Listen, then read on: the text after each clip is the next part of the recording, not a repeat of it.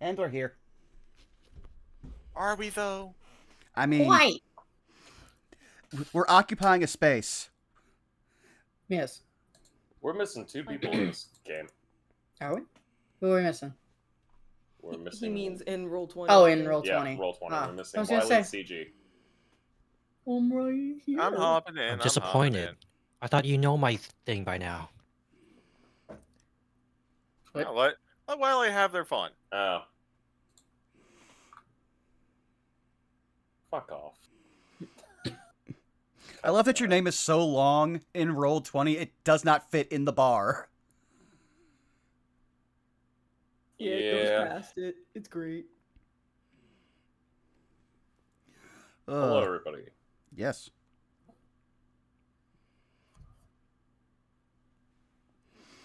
Also, I'm so glad that our game was this week because I'm definitely going to a con for the first time in 10 years next weekend, so nothing is happening on that Saturday. Hooray! Yes. And also, welcome to session 50, bitches! Doobie session 50. And I was just looking it up. We did officially start the session 1 2 years ago. Yeah. Yeah, we did. Imagine if we were doing weekly sessions, we'd be at episode 100. At that point, I'm pretty sure even I would be like, I need a break. I love y'all. But even I got need for a break. We'd be on semester break.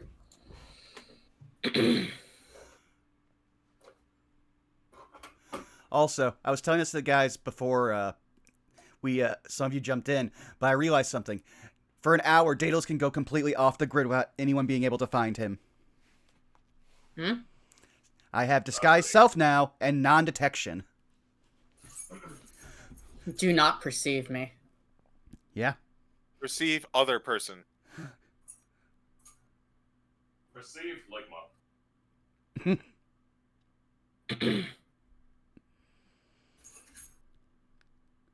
Alright.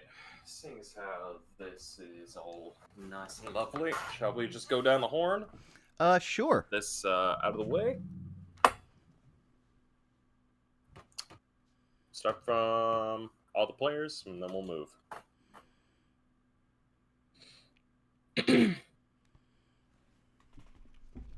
From Well, top or someone gotta bottom? go. I can't go first because I had to do the theme song. CG, go. All right. Hello, I'm the CG. You can find me nowhere because I don't much care for social media. But you can find me on various Good Beans D&D channels such as twitch.tv/fartingtart, where you can find me tomorrow for War of the Shattered Sun, in which we are in a massive siege of a giant city that has been built up for about 4 years now. You can also find me on that same channel every other Tuesday for Rascals and Rafting. Our upcoming session is our upcoming Tuesday is an off week, but the week after, I get to talk to my boss. My boss is like a 30 million IQ dragon. So I'm not really intimidated. It's just gonna be a thing. That's it for me. I toss it over to someone who is in that same campaign, Wiley. Oh, you can find me at XRLWilly at Twitch and Twitter. I play randomizers every Monday nights. On Tuesday, you can find me as in that mentioned Ravnica game, where hopefully our meeting with that boss goes well. On Sundays, not Thursdays anymore, we have moved to Sundays. I play Zelda Multiworld with Helix. I think we're on this week, yes, because last week tech issues got in the way. Other than that, you can find me on Ko-Fi and YouTube and Blue Sky at Wiley Willy, where my commissions are open. And that is me. Sai, where can we find you? What are you up to? Hello, I'm Zyme. You can find me on Instagram and Twitch at Zyme site and pretty much everywhere else at Zyme. I've been playing some Final Fantasy X on Tuesdays, trying to get all of the celestial weapons. Uh, we only got one more left to get, and it's Waka's. And I'm treating it like a giant sports tournament because I love blitzball. So I just provide like color commentary as the games go, and I talk shit about certain teams, and it's been fun. It's interesting. Um, Fridays we're doing fight games and beat 'em ups. Uh, Tekken got a patch. So now we can go back to tornadoing people into walls without there being a problem. Huzzah, we take those wins. But I've also been playing a little Exerd because I might get my boy in Strive. I'm manifesting it. I'm getting my boy in Strive. Mondays, I've been doing some Wizard Sibs play with Vaughn where he is now making his way into separate ways, which has been a fun experience. We got grapple hooks now. And I don't know. I might start breaking up some of the streams with some Dragon's Dogma too, because I might be level 32 and haven't progressed the story at all. But that's me. Hey Bob, what about you?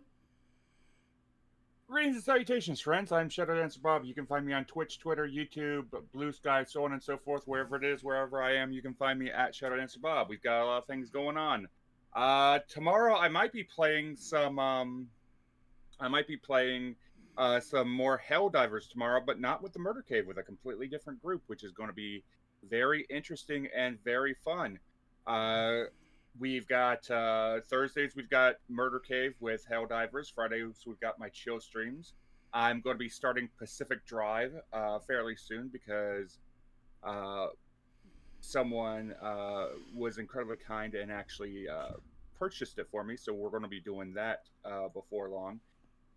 Let's see, what else are we going to do? I'm going to be getting back to Maelstrom fairly soon. I think I might have to shift it from Sundays, given that Sundays is my roll with me day, but that's about it for me. Frost, where can people find you? What do you have going on? Hello, everybody. Twitch, Twitter, JFrost747. You can find me here every other Saturday for campaigning these goons as their DM. Find me on Sundays, as previously mentioned by CG, for our War of the Shattered Sun. We're in the middle of a war zone. Shit's getting bloody, and god damn it, do I fucking love lightning spells. On Tuesdays, you can also find me twitch.tv/fartingtart as well for our Rascals and Ravno campaign. I play the lovable barbarian idiot who is getting a promotion. Hooray! Police brutality. But that's it on my end. Who has not gone? Vaughn, I believe. All right, then. You've already found me here at twitch.tv/BurnoutVaughn. You can find me on Twitch, Twitter, YouTube, and Blue Sky at BurnoutVaughn, and on Patreon at Burnout's Bar, where eventually I'll be able to pay to get some rewards made for other people. I'm working the grind. But aside from that, as I said, Monday we got more separate ways with Wizard Sibs plays. This coming Tuesday, we don't have anything, so you get to wait a week for more D&D on that in that respect. Then on, let's see here, this coming Saturday, it will also be nothing because I'm going to a convention for the first time in 10 years. So, yeah, I don't really have much going on next week aside from Wizard Sibs plays, so I'm going to enjoy taking the week off, metaphorically, because I still have to go to work. That being said, though, I think it's time for us to play the lovely song made by X Wiley Willie, so let me just do this and take us away.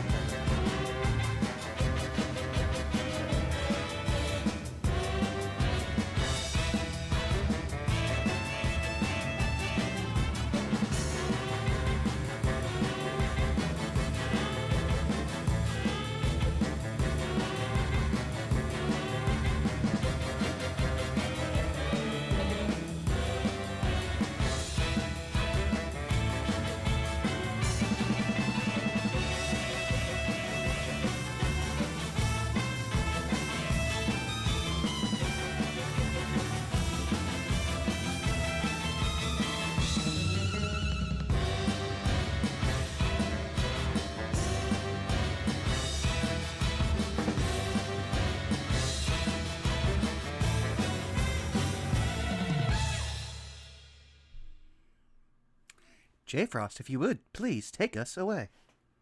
Oi! Hi, I'm you spoiled forgot chest. something. Okay, Oh. well, that's too many people. Bye bye. Oh. Hey everybody, What? You- twitch.tv/spoiled chestnut. Also find them on Twitter or X or whatever the fuck it's called. I can't remember. At spoiled chestnut. Lovely art, lovely work. Also, that's my spouse. You forgot me, Vaughn. Ah. I always assume that whenever someone says me that everybody's gone. My bad. I forgot. It's okay. Love you. I love you all. But yeah, let's get this show on the road.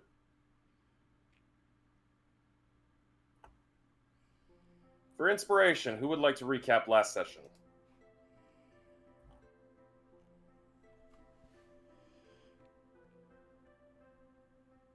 I already have inspiration. Going once. What? Sorry? I'll do it, but you won't like it. All right, I want to see what you recap. Go, motherfucker. I want to see what you got. All right. The entire last week is a little bit of a blur. I vaguely remember something about Belky and a war and cannons and cardboard. I woke up and Belky's missing. Atimony is gone. So I walk back over to my room. There's a note on my door. I walk inside, and then I pass the fuck out. I have no idea where anybody is. I have no idea what everybody else is doing. But, You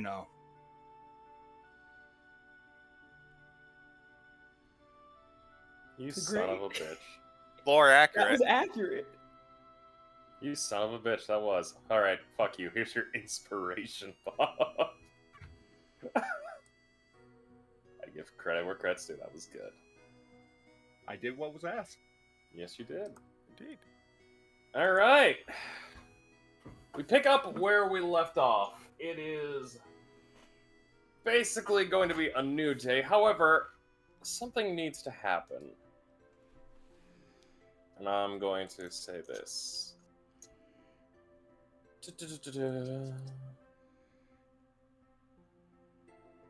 I'm going to send a message to one of you for a privatized role. Oakley dokley. So...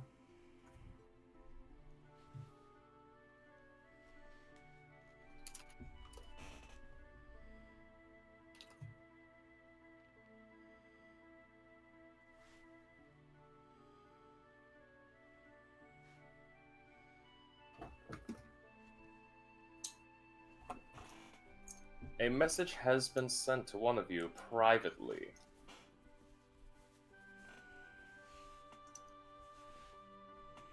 The suspense is killing me. Oh, it will be.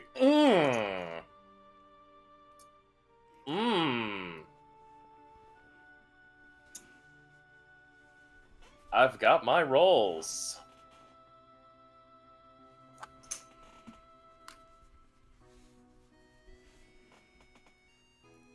All right.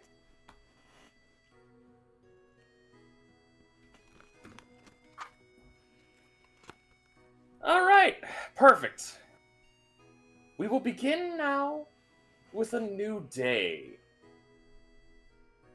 We will start with our beloved gang of miscreants and magical learners waking up. Daedalus, you wake up. Life is alright. You at least got a good night's sleep thanks to the talk with Salus. And things have been aired out. Iepetus, you will also be waking around this time. Or detrancing, so to speak. Glee dokely. Goldblum, you're doing great. Belky, you're also waking up pretty nice, but you're gonna be taking it a little bit easy today. Salus, you're waking up with fresh, happy feelings. And there, you're also gonna be waking up. Would you do me a favor, though, my good Sir Kitty Cat? What's your passive?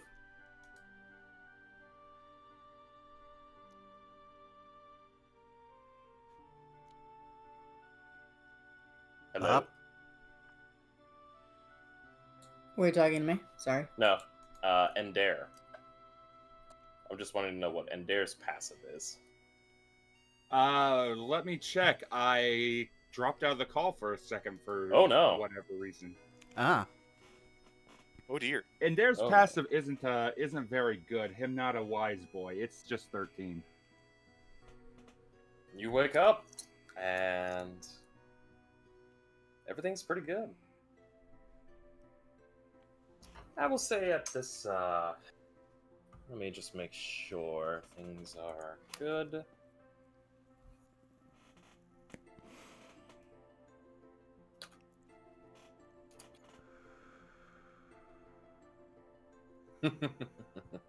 Oh no, does he have crabs again? No crabs. No, I already know what the role was for and who it was to. Just by you asking that one question. Nah, just wanted to make sure some things are good. I will say, you all get up, you all get dressed, you're all getting ready. And there, you're hearing the sound of a bell kind of jingle. Sounds pretty close.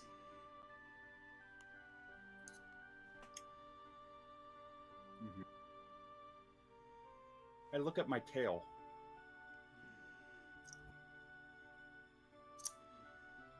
You look at your tail.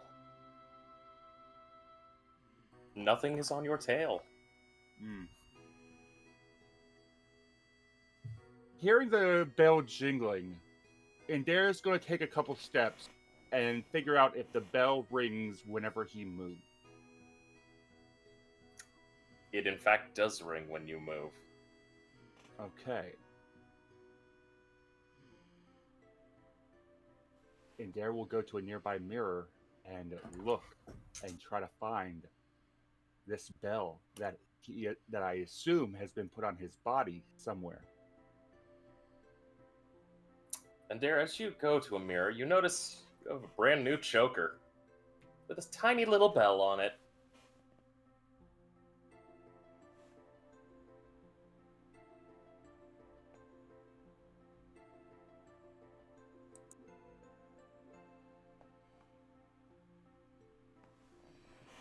What does it look like for us? I'm going to say it's a simplistic little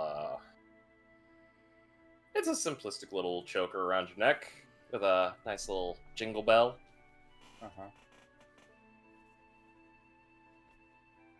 Fucking joke's on you, I'm gonna keep it. Okay. You're keeping it. I know the silent spell. Alright then. I'm assuming you're just gonna let it jingle, you're not gonna cast silence on it for right now? Not yet. Okay. I mean, if I need to, I'll remove the bing from the bong, and then I'll hit my microphone with my dice bag. It's okay. I will say you do kind of just wear it out, and eventually you all kind of get together for a little bit of breakfast down at the school cafeteria. It's a pretty simplistic breakfast for everybody. It's pancakes, waffles, you know, the commonality.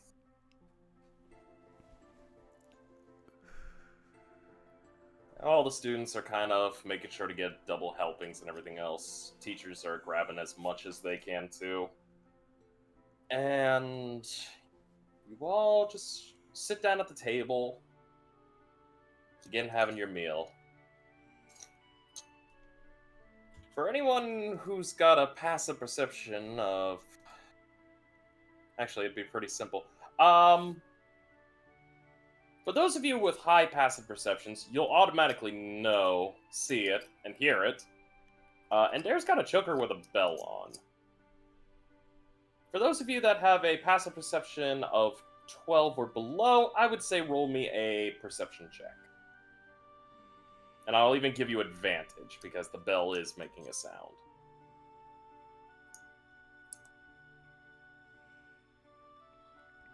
I don't think you can have a passive perception lower than 12. Yeah, I've had passive perceptions of like 10 and below. Mm-hmm. Well, 10 at least. Well, I was just looking at what... It's Aid in true. wisdom, my dude. Oh, I forgot I have proficiency in perception because of elf. Yeah. It was throwing off my math. So, I'd say if everyone's perception's over a 12, you're all going to see it. Anyone who's got below, I would say roll me a perception with advantage. But I don't think anybody is, correct? I have a 15, so yeah, I'm not rolling. Yeah. Alright, you're good. You're good. I definitely know Sal's is. Goldblum, what about you?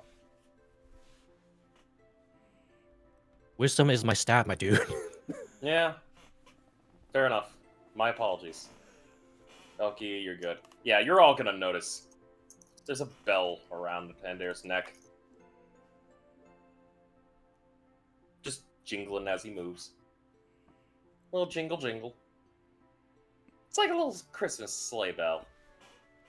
Except, you know, less annoying. For now. For now.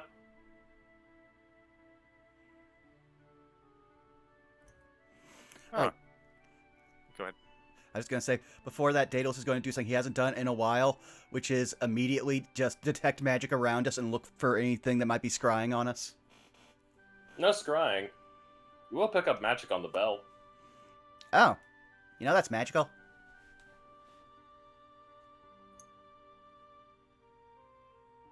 Interesting.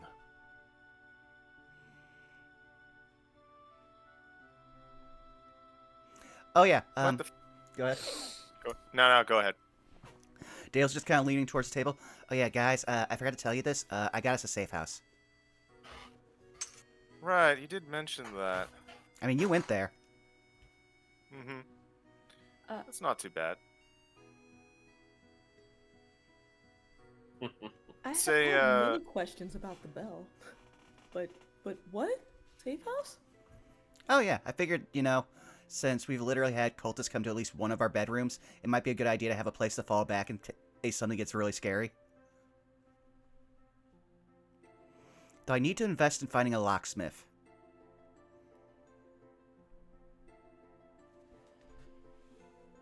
As Daedalus is musing, Alice is going to look on over to Indare. Interesting fashion choice for today. I know, right? Shell's not Gift too from tight. a secret admirer, I expect. Well, you have a lot of those. That's to be expected. Oh, most definitely. And the funny thing, I woke up with it around my neck while I was asleep, with my door and my window locked. Points at Indare. See, that's exactly why we need a safe house.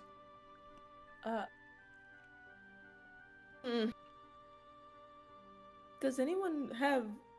Did you give anyone access to your room? Like an extra key or something? I imagine that there are a great number of people that have access to my room, given that it's a school dormitory. No, I mean like anyone who would want to go out of their way to give you a bell in there. I don't think Morg is coming in to drop by to give you jewelry. I mean, Hold I on could probably think of a number of people that might, but nobody that I've actually made a key for. Hold on a second. You said this bell was magical, right? Yep. What school of magic, Frost? The School of Magic is abjuration. It's abjuration magic. Huh. But I can't tell if the effect will affect Indare or the bell itself. Because it's just the bell. The collar is just leather.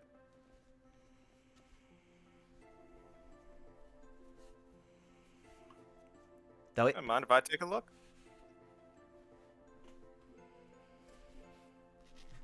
By all means.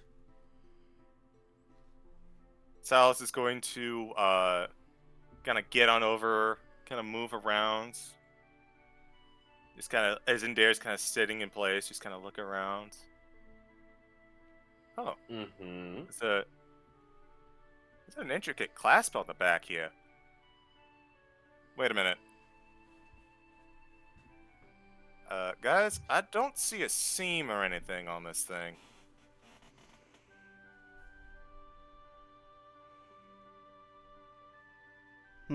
So it's just. So how did they get it on?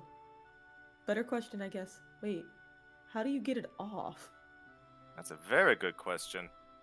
Assuming you wanted to take it off, and dare, I mean, you wore it to If it's breakfast, so I can only imagine you abjuration. like it. Well, hold on. It could be something, maybe it's like, we've got the spells where we have to actually say something. Maybe it's like that. Let's see. Maybe a password of some sort. Like, I don't know. Hey guys, I'm leaving the party. And the bell snaps off and falls to the ground. Well, Oh, it's that. Good to know. Well, then how did Indare use it? That's something he would literally never say. He would just do it. Salas is going to hold up the bell again and just like, yeah, something for your wardrobe. Indare looks over at Salus, smirks, and then reattaches the bell around his neck.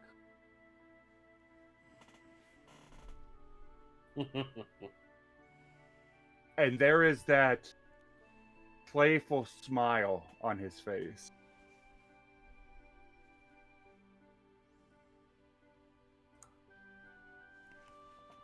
Tit for tat in there. Don't think I didn't notice Cooper having a go at my horns the other day.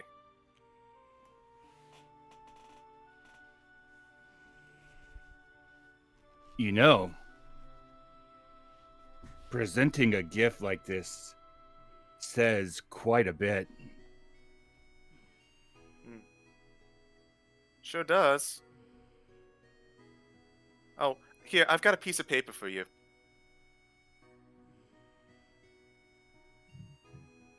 Oh, yeah? Mm-hmm. I hand it over. And Dare, as you take this piece of paper, I will send this. You gonna DM me? Yep. Legit, I thought that the collar was arcane lock. It was. The password to undo the lock is, "Hey guys, I'm leaving the party."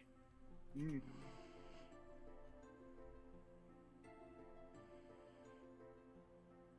There you go. Mm.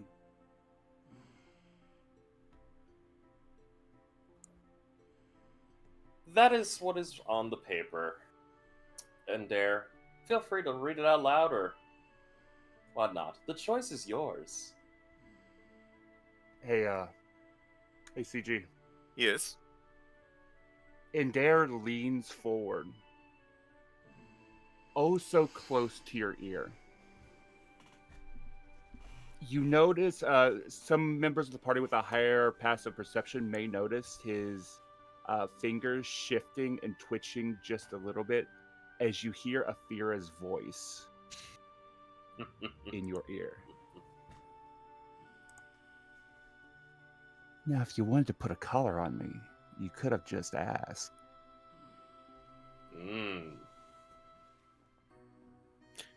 Salas but then gives. again, Sorry. I do a lot more to you if you just ask.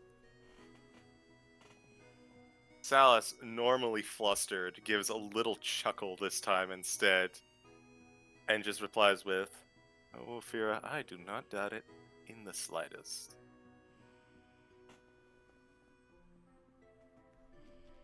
Still, I hope you do enjoy your new accoutrement. enjoy the gift, as it were. I'll have to find something measurable.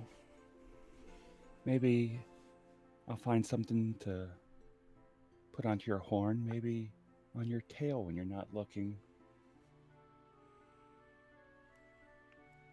Some of us are a little bit more observant, but I suppose that'd be fair play. Didn't notice the pillows, darling. I would like to point out that I was seasick as a dog, but fair point.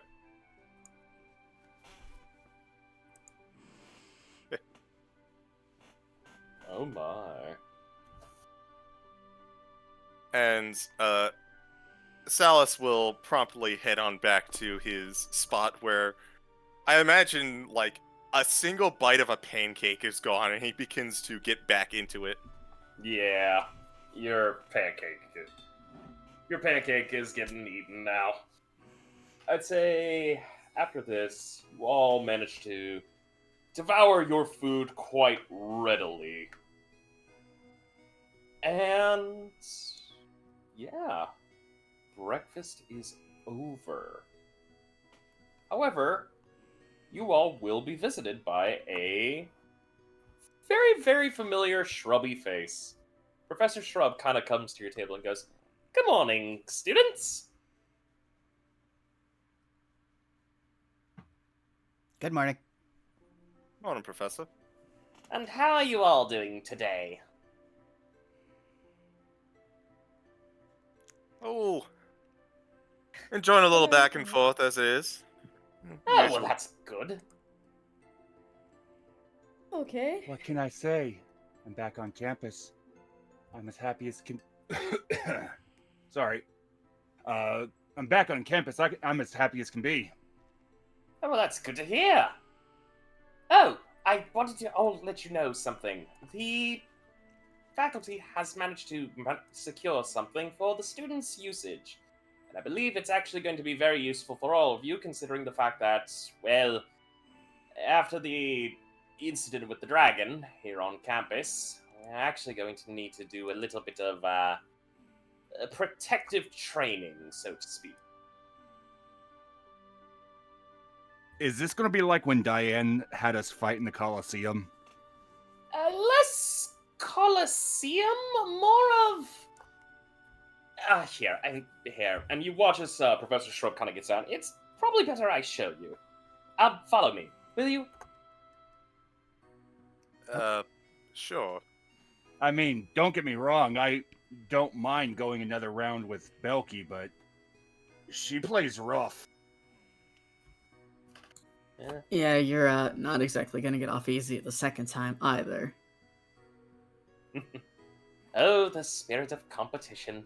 No, it's nothing like student v student. It's more like, student versus environment, so to speak. Okay. Uh-huh.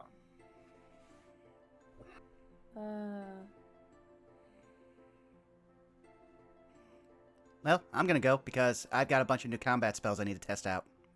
Yeah, I think I'd prefer to get a little stronger myself. Daedalus, not before you have this. And there digs into his bag as he pulls out a small, finely wrapped package, handing it over to Daedalus. Oh, Deus will meticulously unwrap it. Is it the sheath, I believe? It is the wand sheath, yes. It has been very intricately designed to not only fit your normal aesthetic, it is also in your colors, and it is designed to stay very well hidden. It even has a... it even looks like it's designed to blend into your skin to make it even harder to spot. Oh, this is lovely. You'll see Daedalus just rip off the two like little leather straps he was using to like duct tape the Glock to his arm, and then he will slide it in and then attach the sheath to his arm. This is great. You're in the wrong game, Vaughn. This isn't Resident Evil. You don't have a Glock. Listen, it is a war. God damn it. It is a war mage's wand on a wizard. It is the equivalent of open carrying a Glock on your arm, or that Fair. one Daniel Radcliffe movie where he has 2 guns stuck to his hands. Coming soon, Daedalus pursued by very large Goliath flesh golem. Please no. I don't need that horrible image in my head. That's it. You say that like that could not happen. We've been attacked by a mechanical owl bear and 2 dragons. I mean, Hey, Frost, quick it could question. be worse. Before we go off with Shrub, what would I just need to roll to see how she's feeling after early morning practice? I'd say roll me a... that's a good one. What do I want you to roll? I'd say roll me a... just roll me a general constitution check. Tom. Hurrah. 19. Oh, that's nothing. Yeah, you're fine. Yeah, in Alright. fact, you kind of feel like, oh, wow, no, I feel great. I could probably do more and more of this shit. Got you. Alright. So then she'll probably just be like, huh, well, okay. I guess I could get a little more practice in.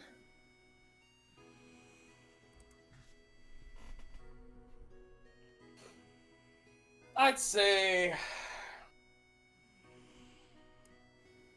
Eventually, you all just walk. You begin to make your moves. And eventually, and allow me to switch us over to a... This will be a very temporary map, but you guys are actually going to be going off the main part of the campus, actually making your way towards the Silver Quill campus. Let me make sure to get to it.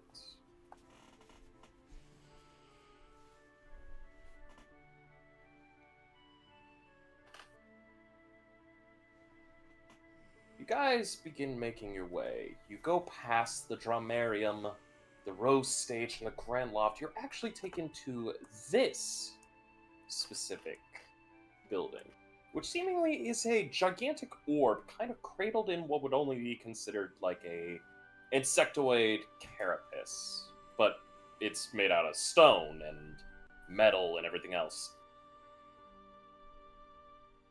And Professor Shrub kind of turns to you all and goes, Welcome to the newly reopened and renovated Combatarium. We're still working on a name. Nice, impressive feat of... I was going to say engineering, but that's not quite right. Architecture. Why, thank you.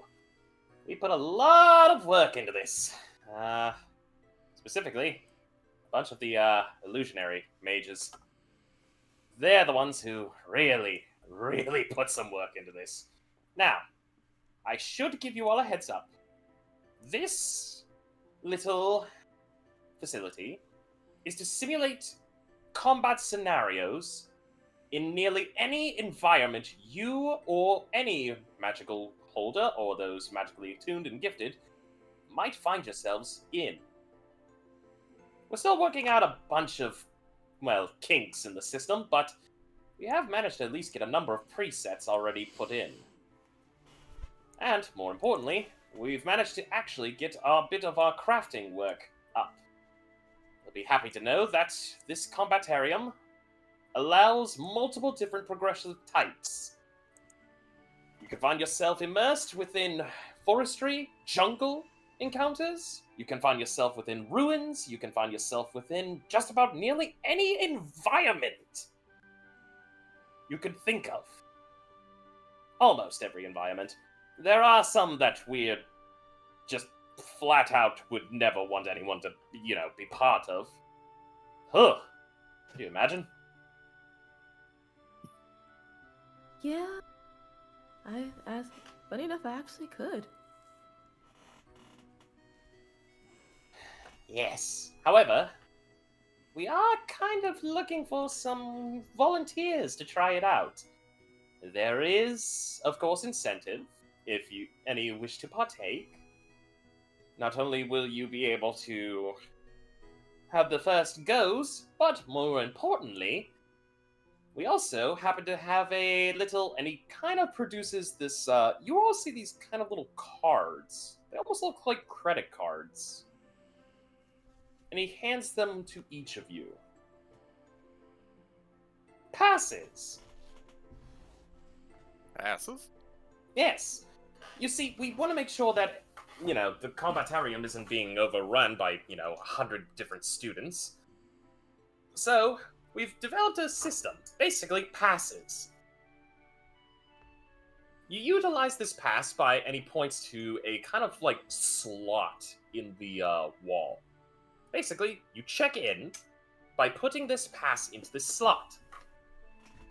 The slot will, of course, has a special mechanism that reads your pass. It knows your identity and will let you in. It records your timing here when you first enter, how long you stay, and leave. More importantly, it basically allows for any number of attempts. Granted, there is some timers, just in case, we don't want students missing classes or anything. And also, more importantly, so no one's trying to abuse the system. Whether it be for, just trying to skip class, or, of course, trying to do some, hokey pokey. The second he does that, Deus will inch towards the machine and in his head go to Perdix and be like, Perdix, immediately check and see if this has been tampered with. Scanning. No tamperances found. Oh, that's a lovely surprise. When he Yes. said hokey pokey, though, I would just look at that Belkian and Dare just like side eye briefly, not judging, just. Belky catches the side eye and goes, "Man, I don't know anything about the hokey pokey. Do you turn yourself around? I don't know." I don't know. I don't know. I guess it's Some what it's people all know. about. But yes. What are you all talking about? Ah. Anyways, there's so much here. I just wanted to basically let you know that this is all for, student usage.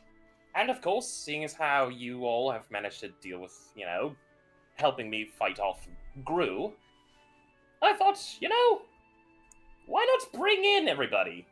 Do a little bit of, work, so to speak. Well, statistically, we are the students that have been attacked the most on this campus. I'm not much And of a off the statistics campus. person. That is true. Granted, I'm not much of a statistics person, so, yeah.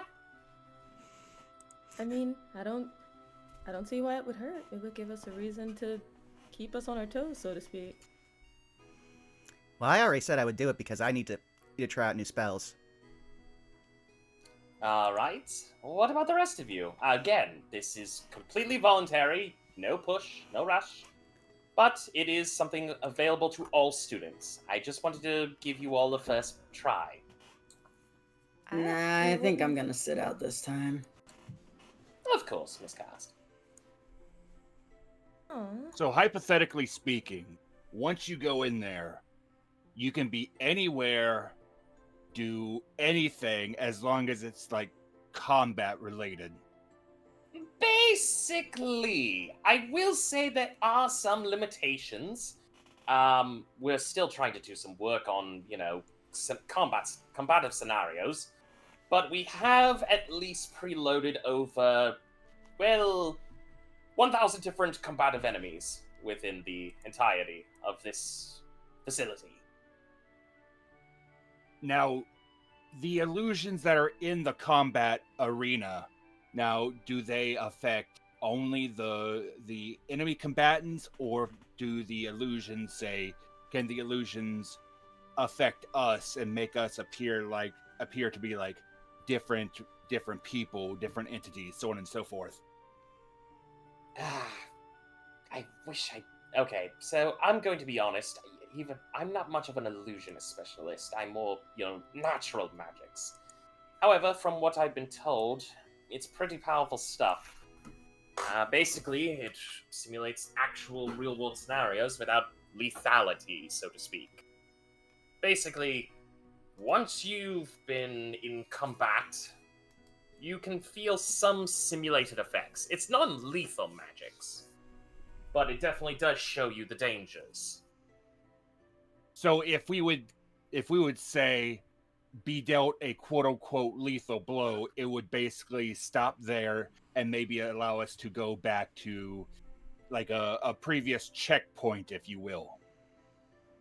Basically, yes.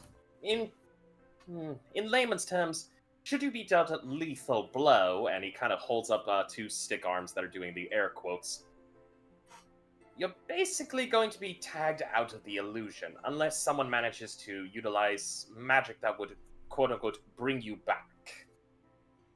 Now, does it give you some kind of a notification that you've been rendered out of the game? Like, say, for example, a game over, if you will?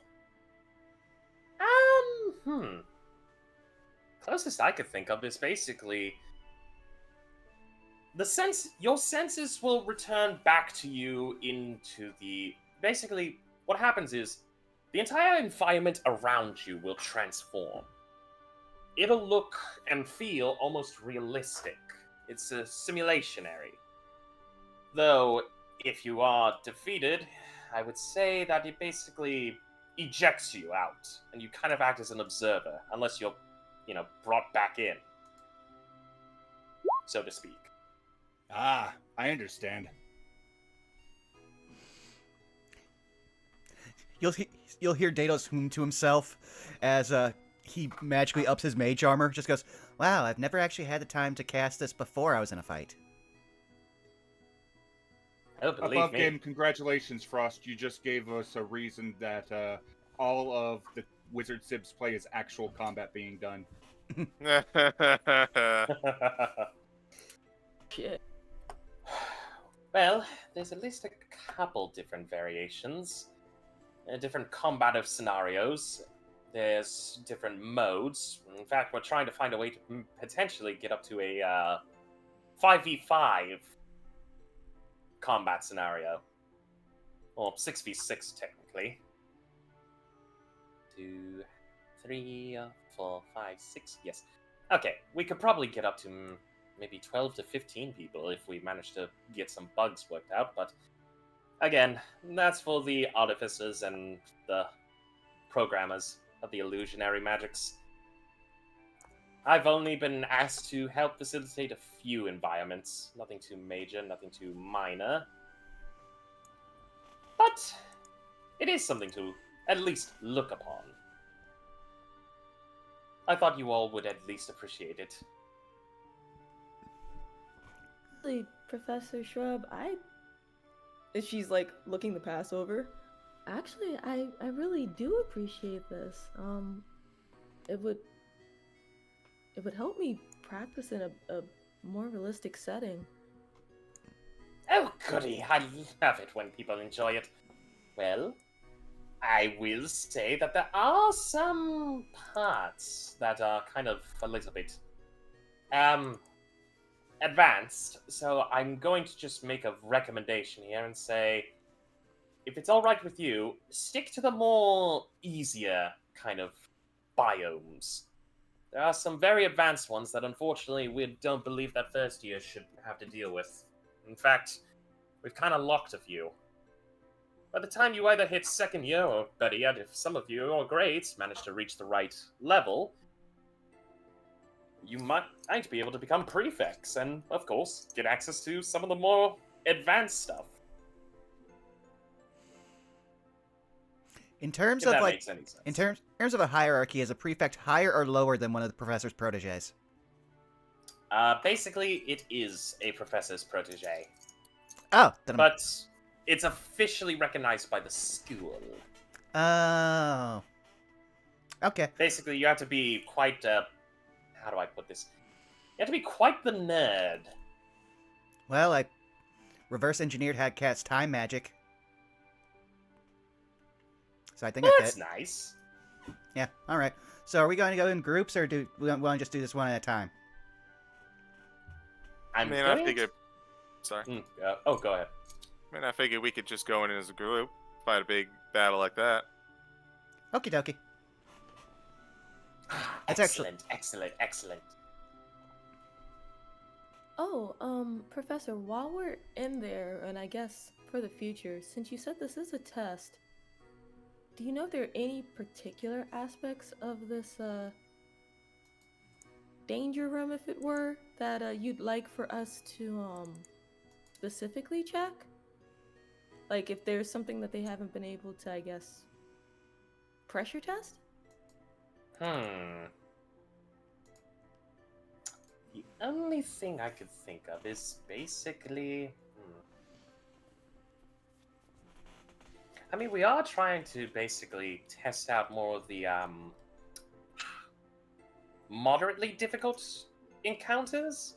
Basically, how did one of the eggheads say it? Now I remember. More of the boss monster features. Basically fighting some of the higher, more dangerous stuff. But, you know, within your limitations. Thinks back to all of the boss monsters we have already fought when we should have as first years. Yeah, no, I think we're fine. She's just gonna smirk slightly. Of course, Got it. there is one mode that we're also hoping to try out soon. In fact, hopefully they should be able to get it done sometime this week. It's what is known as a siege mode. If that makes any sense. Eyebrow slightly arched, smile still there. Kind of like a tower defense of sorts? Almost. From what we have, we've only got one little bit working, and that one's a pain in the tuchus. If that makes any sense. Basically, you'll be doing a defense of... How do I put this? It's a preloaded siege, so to speak.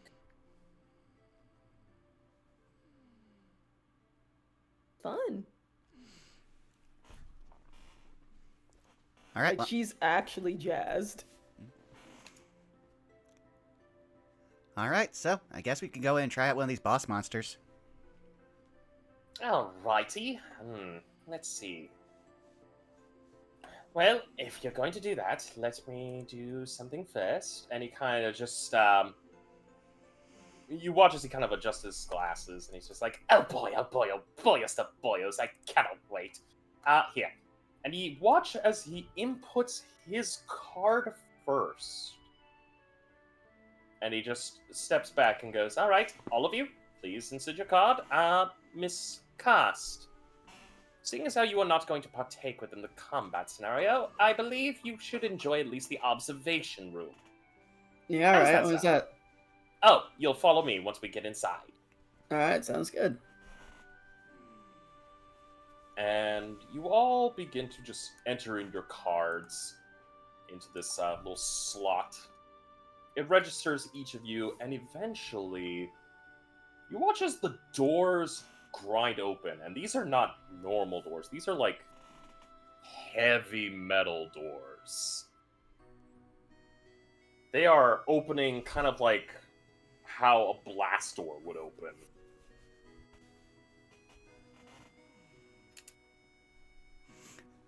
Meanwhile, Dales is just making a mental note in his head to, like, permanently station a Securitron across from this building, so that way nobody tampers with it.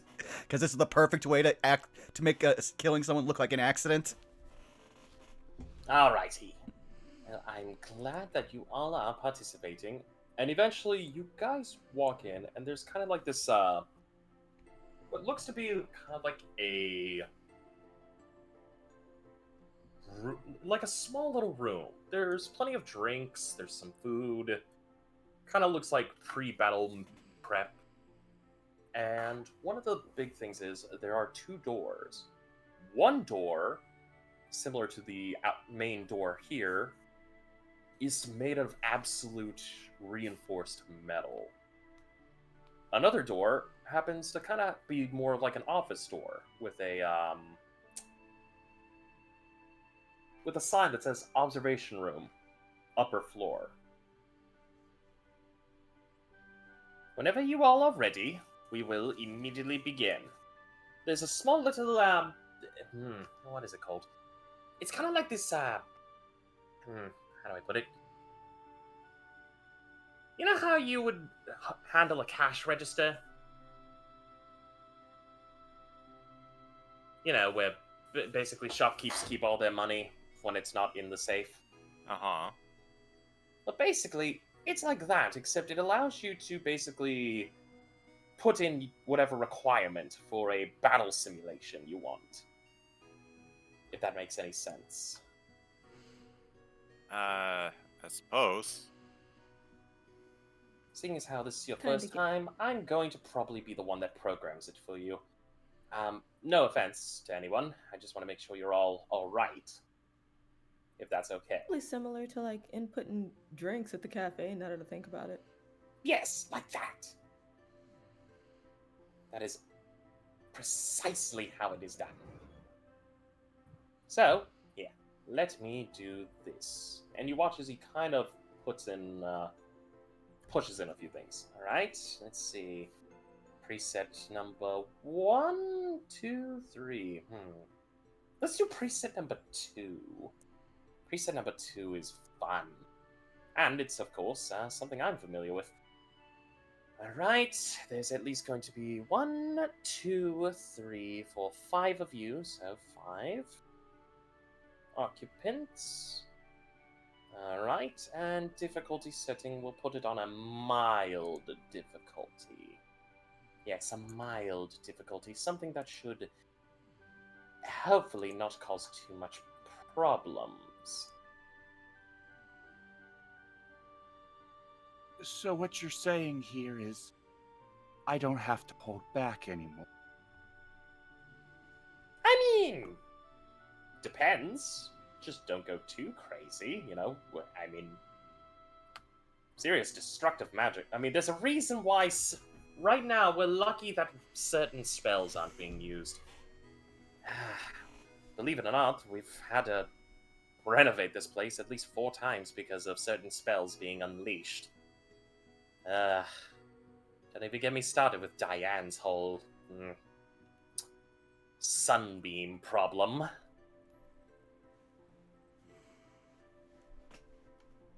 I guess you wanted this to be kind of an open-air coliseum? She wanted, but of course, you know, we had to do a lot more rework. Giving you all a heads up as well, it was not cheap. That entire room is practically made of adamantium. You know how expensive that metal is? Not really. We mostly deal in gems. Okay, well, let's put it this way. That metal is magically reinforced. It is practically nigh indestructible. That room is nearly nigh indestructible. We've had to rebuild it 3 times. Okay, well, I mean, that's one way to stress test things, I suppose. Oh, you have no idea. I'm not going to lie, there's been so much rework done. And you kind of, he shrug, kind of, not cry, but he's definitely feeling a little, ow. So we know what kind of plant he is. He's a weeping willow. Fuck right the hell off, you son of a bitch.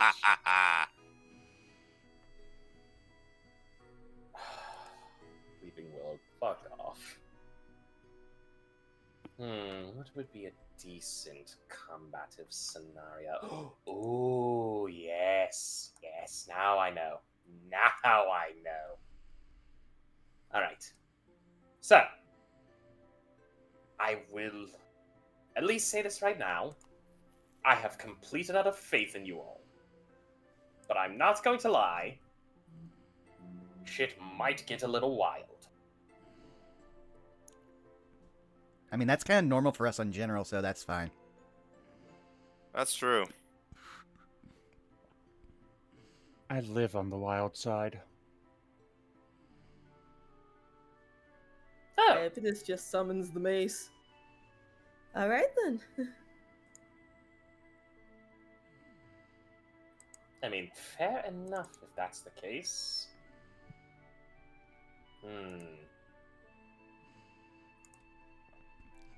I mean, you were there during 2 of the adventures.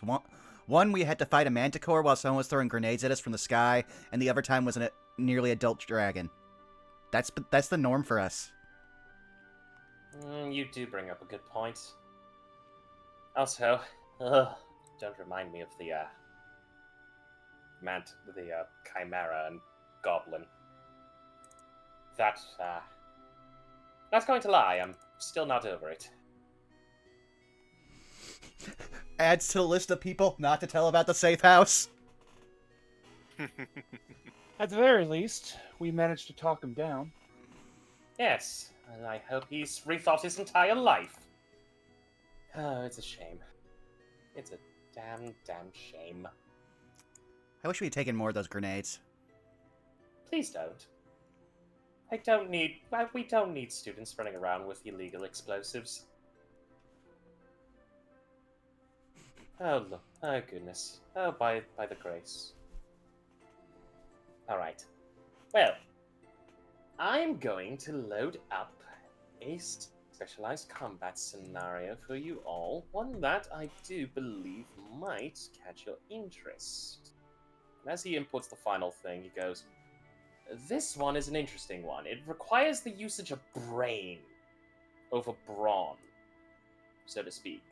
I hate it. And considering you're all, well, fairly intelligent students, I think you might be able to handle this scenario.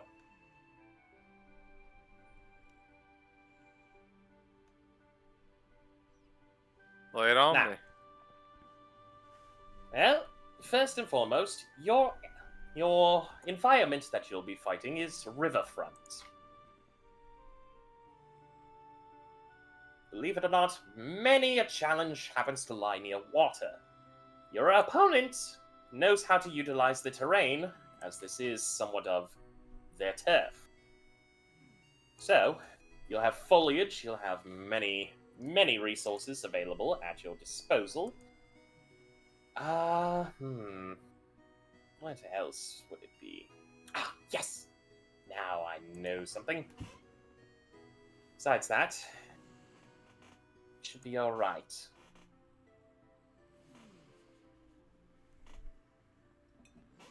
So give me just 1 second. Miscast, if you would, please.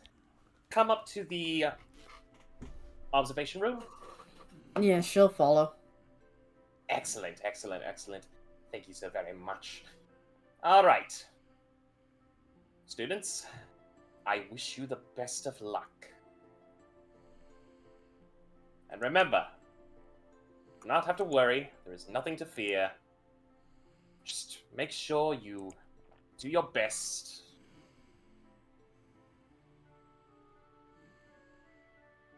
I have absolute faith in you. And he actually kind of gives you all a firm handshake, or stick shake. I'm proud of every last one of you. I want you to understand that. It means a lot, Professor. Thanks. All right. As he shakes Afira's hands, he notices that her fingers have webbing between them now. That might be interesting. Alright, students. Let's see how well you hold up. Now, for this scenario, I did load up a boss monster and, of course, a couple lesser minions, so to speak, if that makes any sense.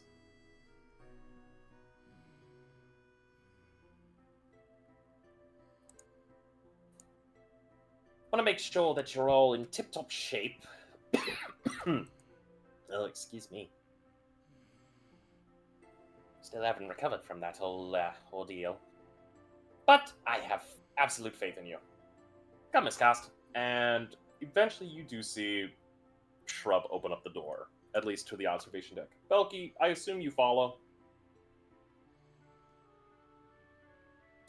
Yeah, no worries. Alright.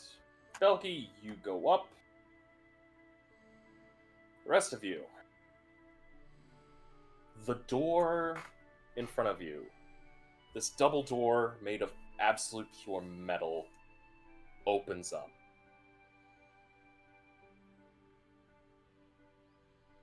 And a voice that sounds artificial kind of comes over and goes, "Training session commencing.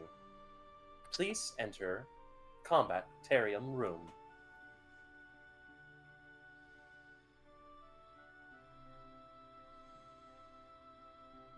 Stepping in. Mhm. All right. Walk on in. Aethera wanders in. You all walk in. Allow me to get some scenery ready for you and some music.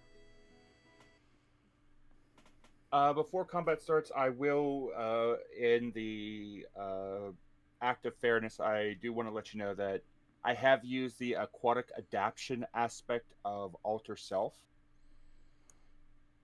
Ooh, okay. You can get behind that. Anything else you want me to know before we begin?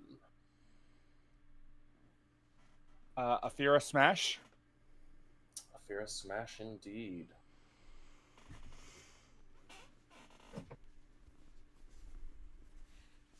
Alright. Let me get some stuff set up.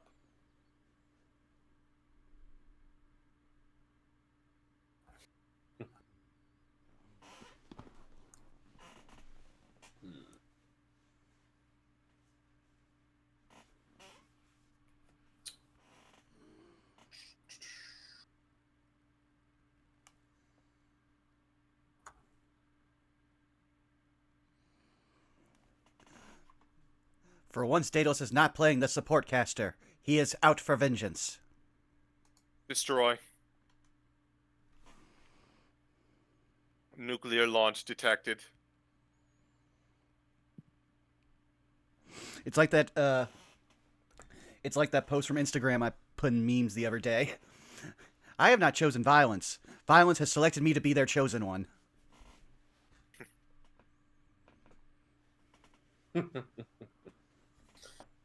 Alrighty. Seeing as how we're doing this, allow me to put in.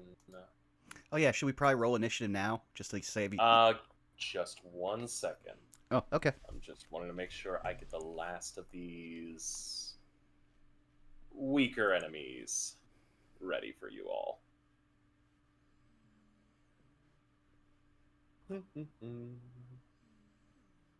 Da da da da da da da da da la da dee la da doo.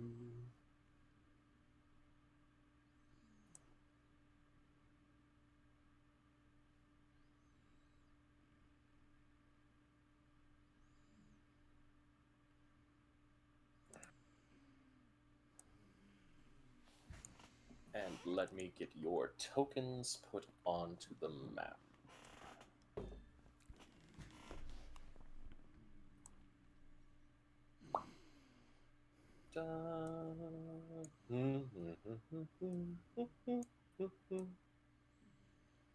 Alright, 3,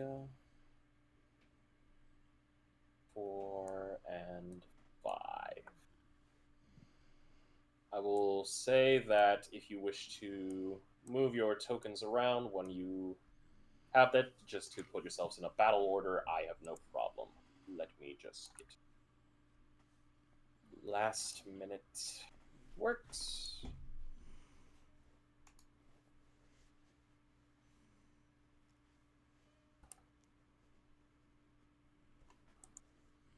And now, let me shift this over to the map.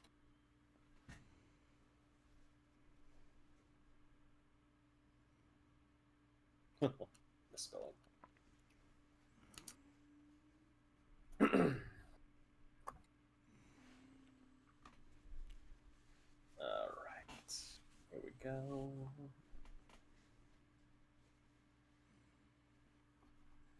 And here we go. You all enter in. The lights go dark. And eventually, one by one at a time, lights begin to flicker. Almost an artificial sun, practically looking like the natural world outside is lit up. And you see yourselves by a riverbed.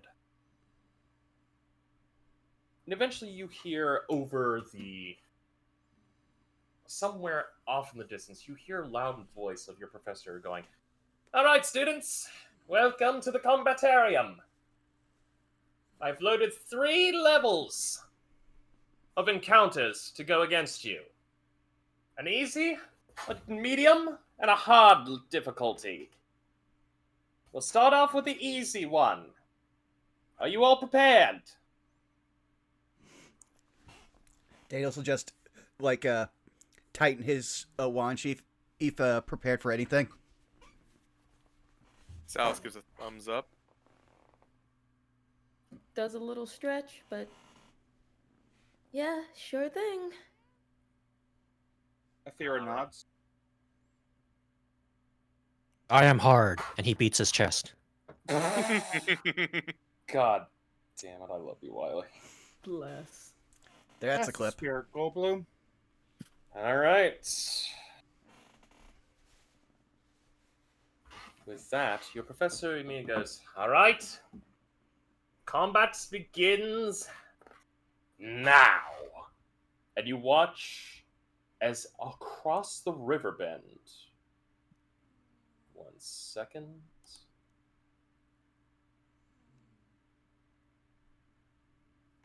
Let me move to the next layer.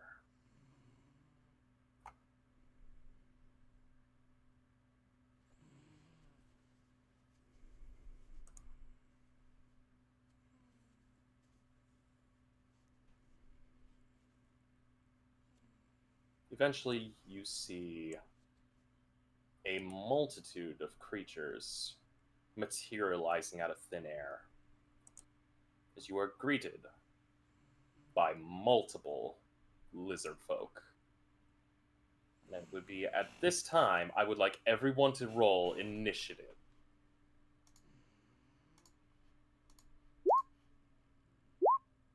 It rolled twice for me, but that's a 10. 7. 15. 16. 21. Okay. Let me put this in the turn order, and we'll go from highest to lowest. Yep, is 21. Daedalus is 16.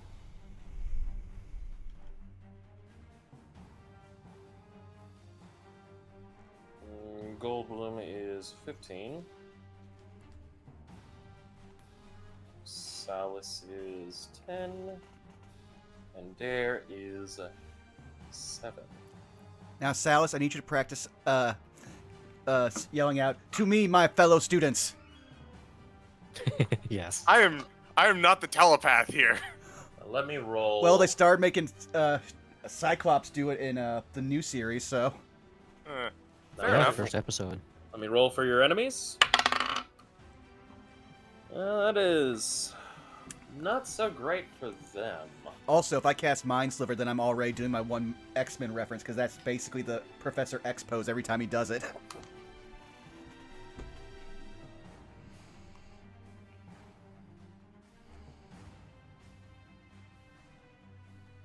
All right. Let's see with that. Do they have a initiative?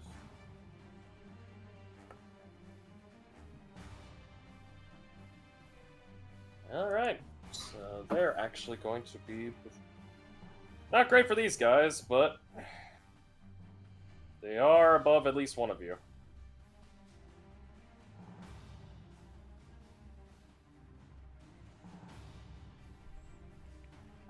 All right. Combat begins. Top of the order. Iapetus. You see at least 1, 2, 3, 4, 5 lizard folk in front of you. Alrighty. She's gonna kind of look at her mace. Shit. And use some of her movement to get out of this grouping setting that is happening right now. So she will move about. Is she able to get to like where this rock is here-ish? So long as your movement speed, so long as it's within your movement speed, you're fine. Oh, I meant because of the foliage. Oh, the foliage is not a problem for you. Okay. Difficult terrain is not going to be taken into account for this being the first round. Gotcha. So then, yeah, she will move there. And while moving, she'll swap from the mace to the arrow, or not the arrow, to the bow, and be like, well, all right, I'll have to test you out later.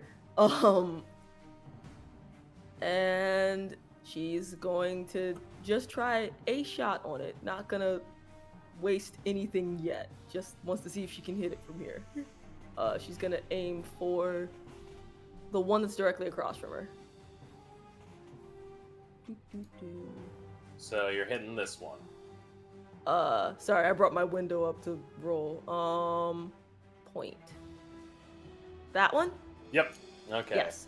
Okay, cool. Roll to hit. Take a shot.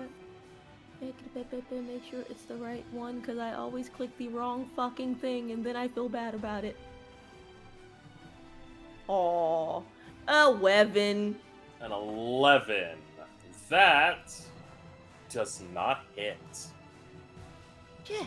As you launch the arrow out, this lizard folk kind of raises a shield up as it immediately connects with the shield, and it starts beating its club against the shield, hissing. She kind of like sucks her teeth and is like, all right then. And she's going to keep that spot for right now. All right.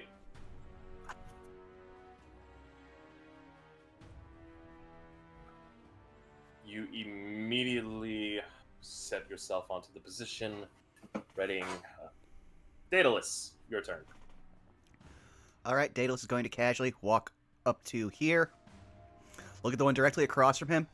Then he's going to hold out his hand with the wand sheath on it, and you'll see a small ball start to coalesce into his hand, and then it'll just immediately, once about the size of like a grapefruit, just fire out like a Mega Man blast right at this guy as I cast Chromatic Orb.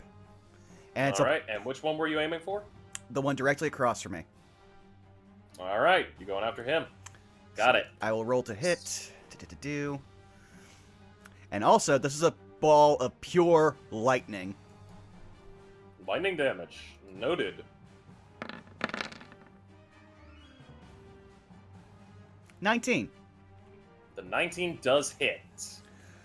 All right, so he takes 9 lightning damage. All right.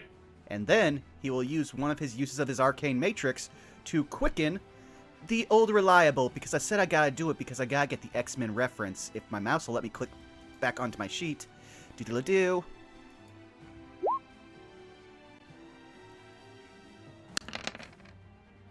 Good old reliable mind sliver. DC 15. Now, okay, so you're using your arcane matrix for that, correct? Yes, I have 3 uses at this level, and it just lets. Yeah. So it needs to make an intelligence save. Yep. All right. Let's see what they got. I'm going to assume a 9 does not pass. No. So that's another 12 additional psychic damage on top, and it has a minus D4 to any save it makes next. Okay. Anything else? Everything I can do.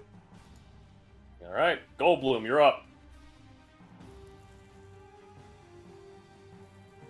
Going to move 30 feet.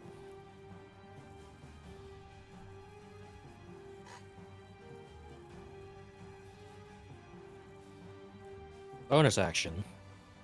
Mm-hmm. That's it.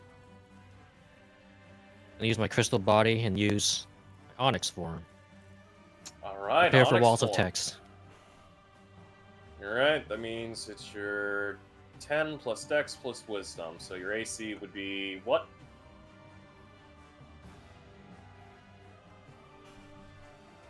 Let me scroll because my sheet is long.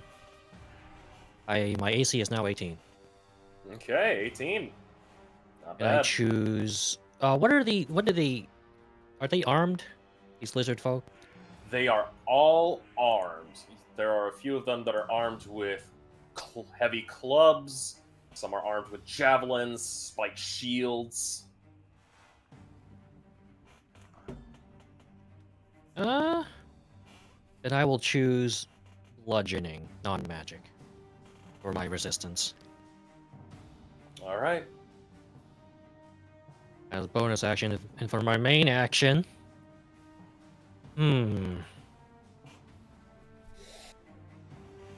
we want fuming or Trixie.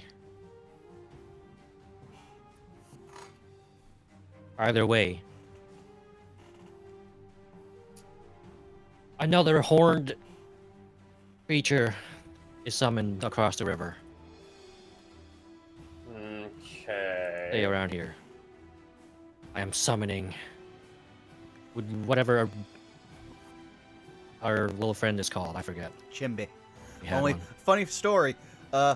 Summon Fae is Chumbo. different from the original version that Bob uses. So he is small because he is literally a tiny creature.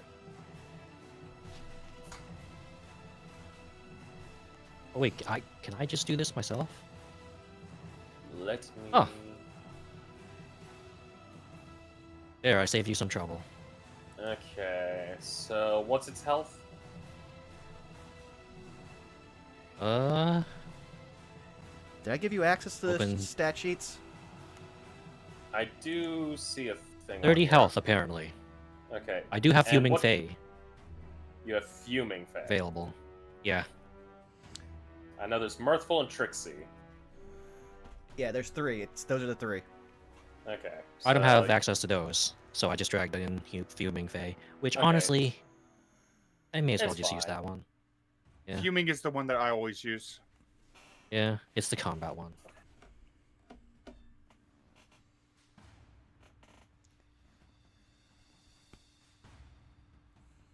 And that would be my entire turn.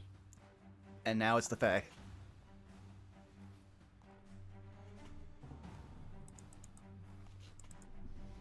God, this computer. Welcome to summoning spells. They are a double-edged sword, my friend. Yes, they are. This is roll However- 20 being. You have a Fae now. It is the Fae's turn, which will come out immediately after your turn. My turn ends, so it's my Fae's turn. Yep. You know, despite being summoned here, it's gonna use its bonus action to Fae step right behind. All right. Oh my. Wait, well, because these most aren't do. limited, right? Yeah. That just For the means most you don't part, have a yeah. bonus action for that creature now. Good. So because I use my Fae step, I attack with advantage. Oh, I have to do it twice. That's fine.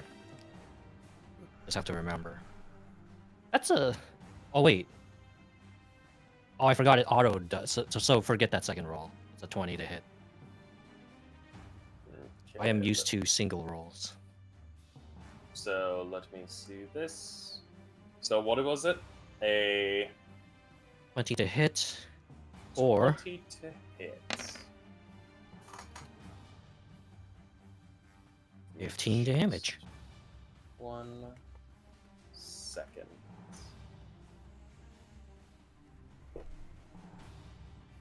I love that we're a 90% caster party, and yet none of us took AoE.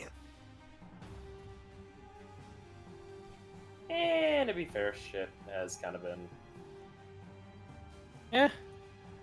I could have taken Also- Call Lightning, but Also, Friendly if- fire is for nerds. Also, since Shrub said this is easy mode, some of us might have them. We just not using them. All right, so it's taken 11 and 4, 15. so 15. yeah. All right. Listen, the other I one had- looking beat up. I had an AoE, but I did not know that there was going to be combat, so Daedalus did not prepare that. He kept the spells that he could cast a bunch and just upcast. I have Withered Bloom. It's 10-foot radius. It's not bad. Nothing can go wrong. Also, I hope this lasts more, like, this combat section lasts under an hour. It'll last. That's all I can say. But that is I that. am concentrating. Anything else for the Fae? Nope. All right. Next up, Salus. Salus, seeing that one of the lizards is being accosted by a friendly creature, is going to pull out his short bow, and he's going to aim at the one that's. I guess I would have to move back. He's going to aim at this one that is being accosted, and he is going to use his steady aim. Okay, you have advantage for this next shot. Wow. Ugh. That's an 11. That ain't hitting. No, it is not. The arrow whizzes by, and the lizard folk kind of gives a mocking chuckle. Man, did Shrub program egos into this thing? That's kind of a jerk. It wasn't my decision, it was some of the other teachers. So, Diane. Alright, I'll be Sal's turn. Alright. Now it's the lizard folks' turn. We'll start from the top up here. Topmost lizard folk. He is going to move 5, 10, 15, 20, 25, 30. Let me see how much movement they got. And goes under the water. Lizard folk here. 5, 10, 15, 20, 25, 30. Goes under the water. This folk right here is gonna go take a swing on that Fae. Let's see. Rolls a hit. That's gonna be a miss on that first one.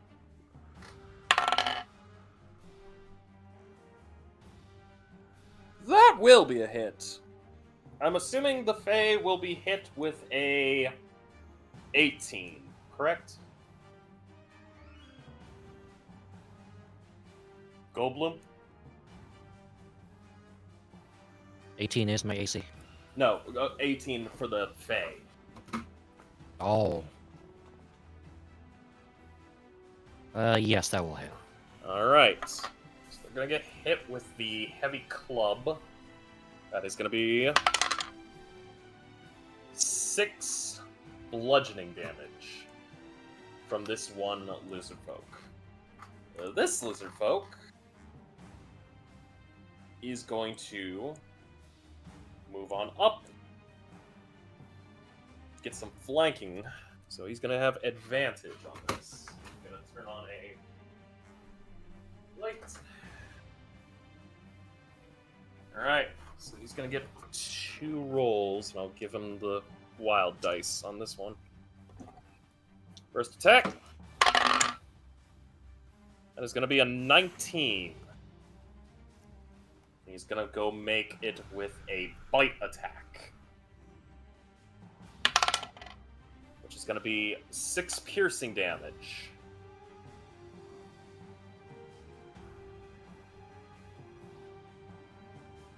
gonna go for another attack, this time with the club.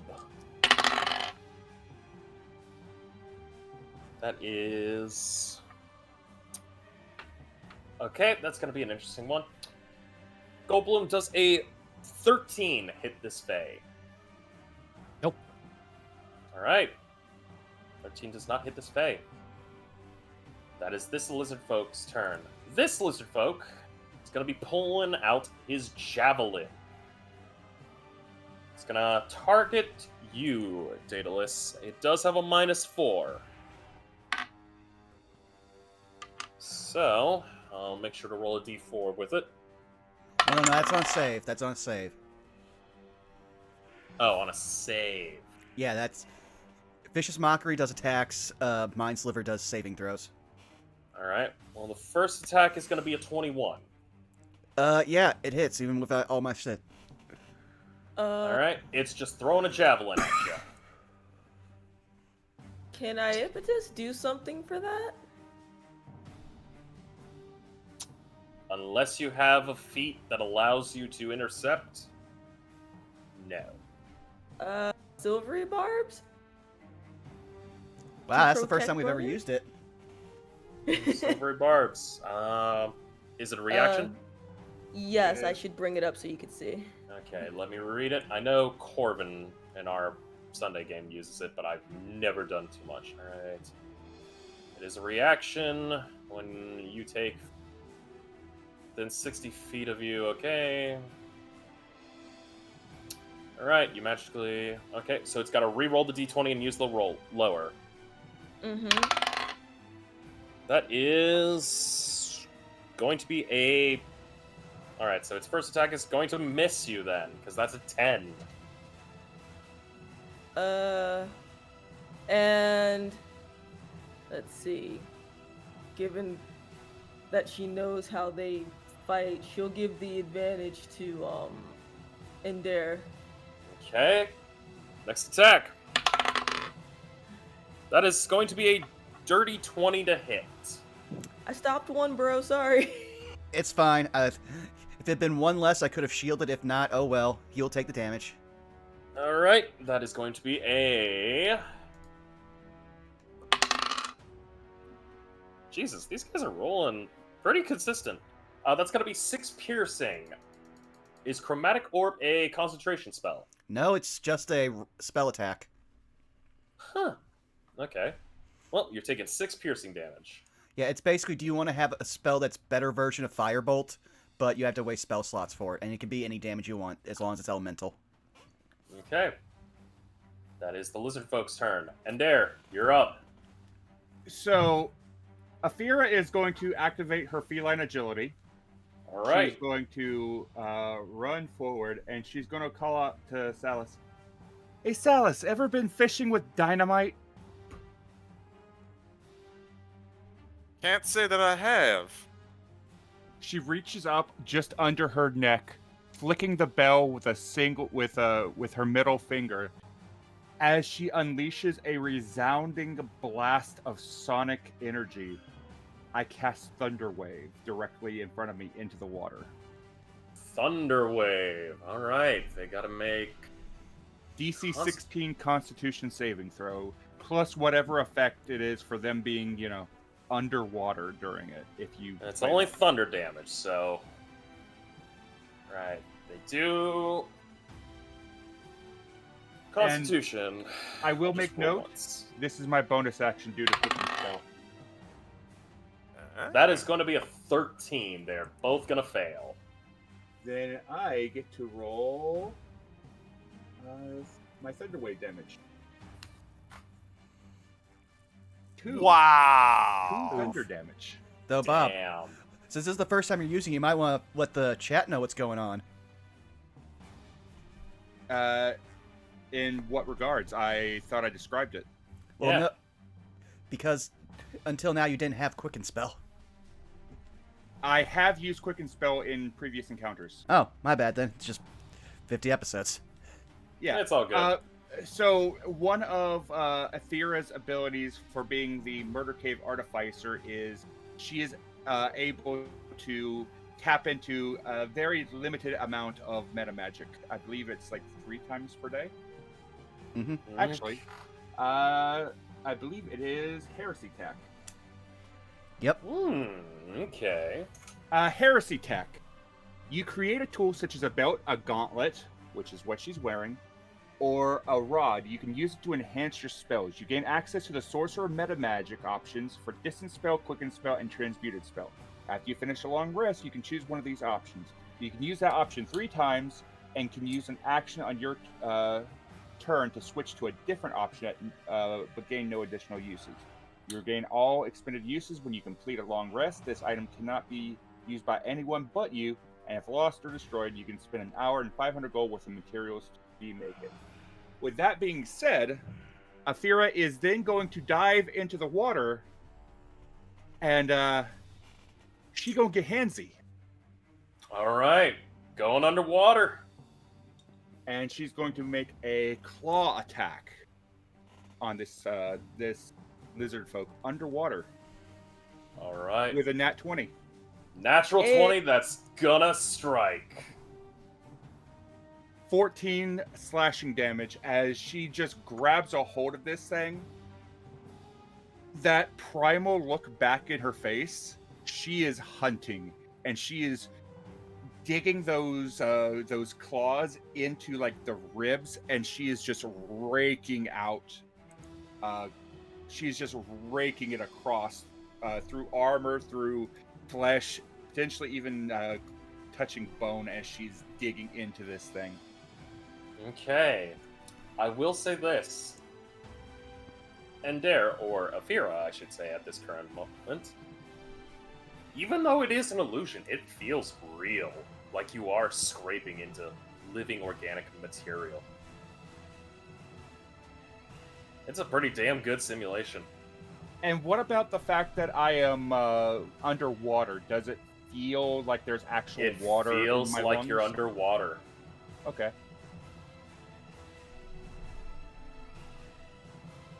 I end my turn. Alright. Back at top of the order. Iapetus. Your turn. Doke. Let's see. So No water. both of the lizard folk that are in the water are They are underwater. okay. Can she see them? Like, is Roll the me water a clear enough for that? perception check. Okay. Just a general perception. Please work for me, blind fighting. That'd be great. 19. You would see them. I will say this as a heads up. If you are going to try firing a bow into the water, it is going to be disadvantage. Got you. So let's see. Let me double check something really quick. She's not gonna use. I don't think she's gonna use the bow. She's gonna do something else. I just gotta make sure I do it right.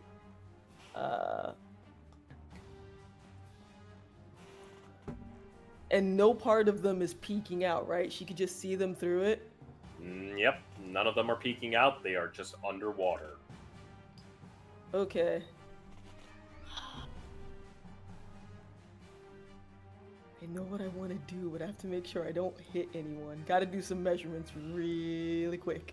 It's all good. While this is all going on, Belky, you're up in this really nice kind of foyer observation room, kind of just looking at everything that's going on, and Professor Shrub kind of hands you like a soda. He goes, "Your friends are doing quite well."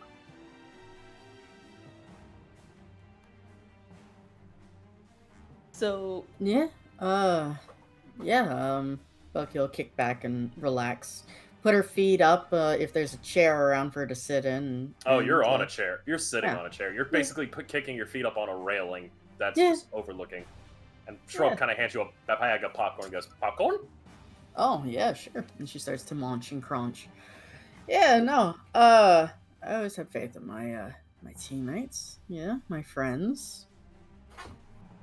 They don't always need me to make sure that everything is, taken care of. They're strong enough. Well, I hope they're good for the next 2 encounters after they get rid of the lizards. Why? What is it you programmed after this? more scaly reptilian, but bigger. Yeah, I mean, we And did bigger. already fight a dragon once. Oh no, we're not throwing a dragon at them yet. Yeah. Something at least of a good challenge, though. Ah, well, I look forward to seeing it. Oh, you and me both. Mm. So I figured out what I'm gonna do. What you doing? So I had to make sure that I didn't need a specific range for this cantrip. So since she can see both of those lizards, the one closest to us, which is this one, she's going to like lower the bow, point at it, and just say sink. And she's gonna use frostbite on it. Interesting. Alright, it's gotta make a constitution saving throw. That is a 19. So since it doesn't work, and there's no part of it that's slightly sticking up that she might hit,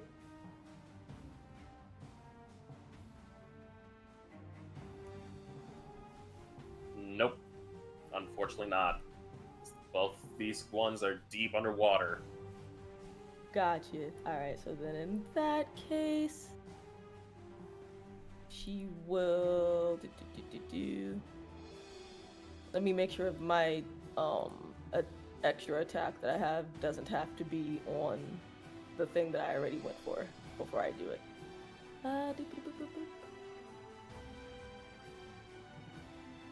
Oh yeah, just I can do an extra one. Cool. Had to make sure I didn't mess that up.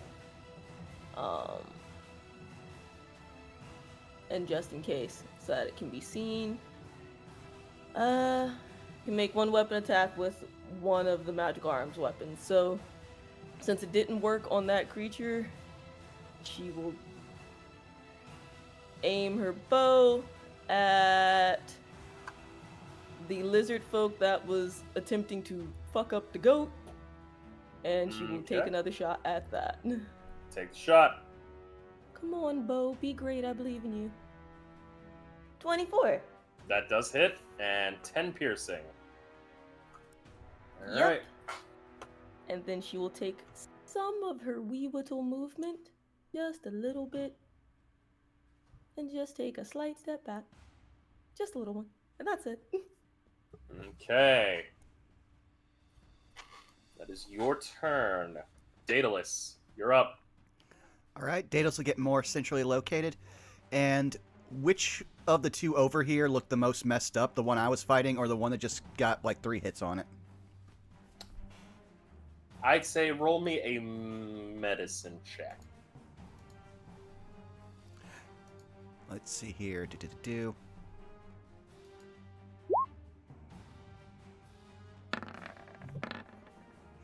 Damn it, Jim, I'm a wizard, not a doctor.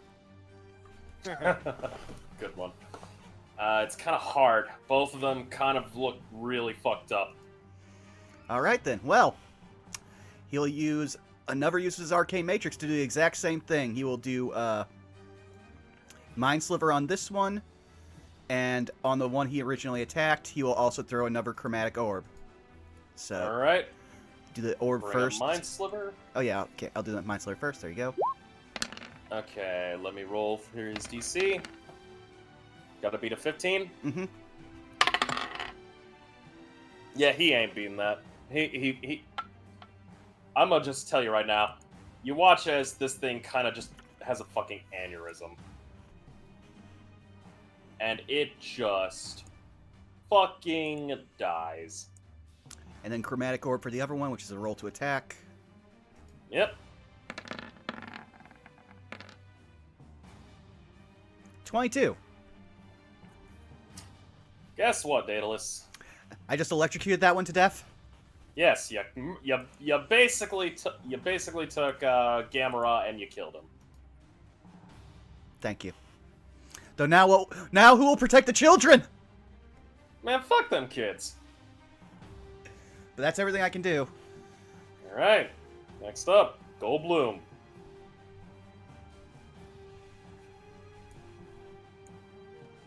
Forgot to mention, my weapon of choice would be battle axe. Okay, battle axe. Alright, so... I have enough movement to climb onto this rock. Now, Your target could I is jump down on this underwater. motherfucker up here? I mean, you could. Would I land close enough to make an attack? You would. I mean, if you cannonball. Then I'll do that. Alright, you Eat, cannonball. motherfucker. You go underwater, and you... Let me just say this. And I assume you're going to be taking a swing at him? Yep. Alright, Goldblum. Make a melee attack with your battle axe with disadvantage. This is fine. Maybe. Eventually. That's a 13. Unfortunately, a 13 does not hit. Also, Goldblum, don't think I don't see what you just put for that gif on that. I am the stone of my blade. But are you the storm that is approaching? No, but that is, as my fuming fae teleports above this motherfucker. My turn is over, by the way. Now it's my fae's Okay. turn. Fuming Fae Teleports above the water and also cannonballs. Okay, next to this cannonball. And I assume flanking plus the advantage cancels out the disadvantage and still becomes advantage again. I would say flanking would just cancel out the disadvantage. It would be normal. Well, I mean, plus the fuming phase bonus action thing. Oh yeah, That that's I can fine. put in chat. Oh. Okay. Yeah. So it's like still net advantage. Is that how it works? Hold on. It says bonus action on both of these.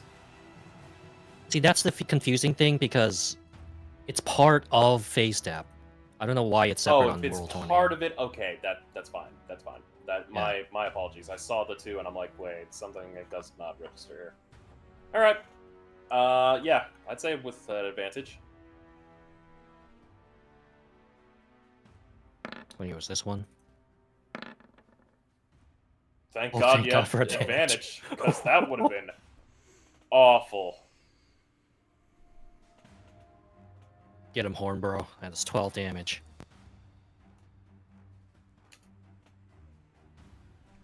For those who forgot, my Onyx form has ram horns.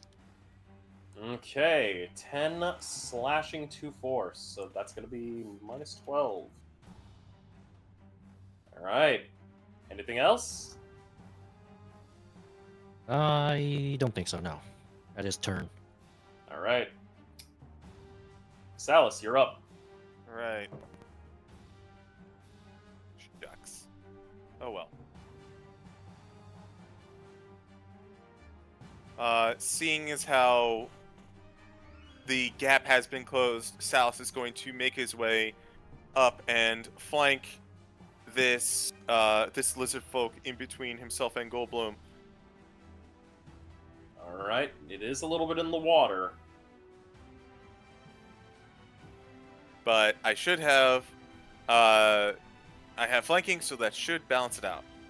Okay. So So it will be a straight attack. Rapier, go! 23. A rapier, you say? Yes. Okay. And 23 hits.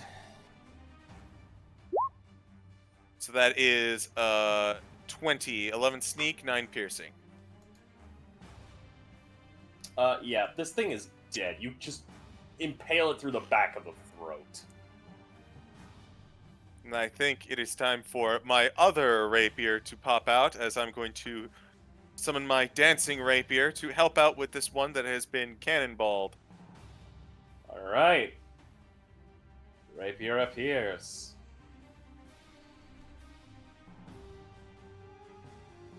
Ah, it's just a 12. That's not going to hit. Nope, unfortunately not. That is Salus's turn. All right, lizard folk's turn. Lizard folk in the water does not like this, and he does not like the fact that this Fae is here. Gonna make an attack on it. Gonna go with a bite. That is a 20 to hit.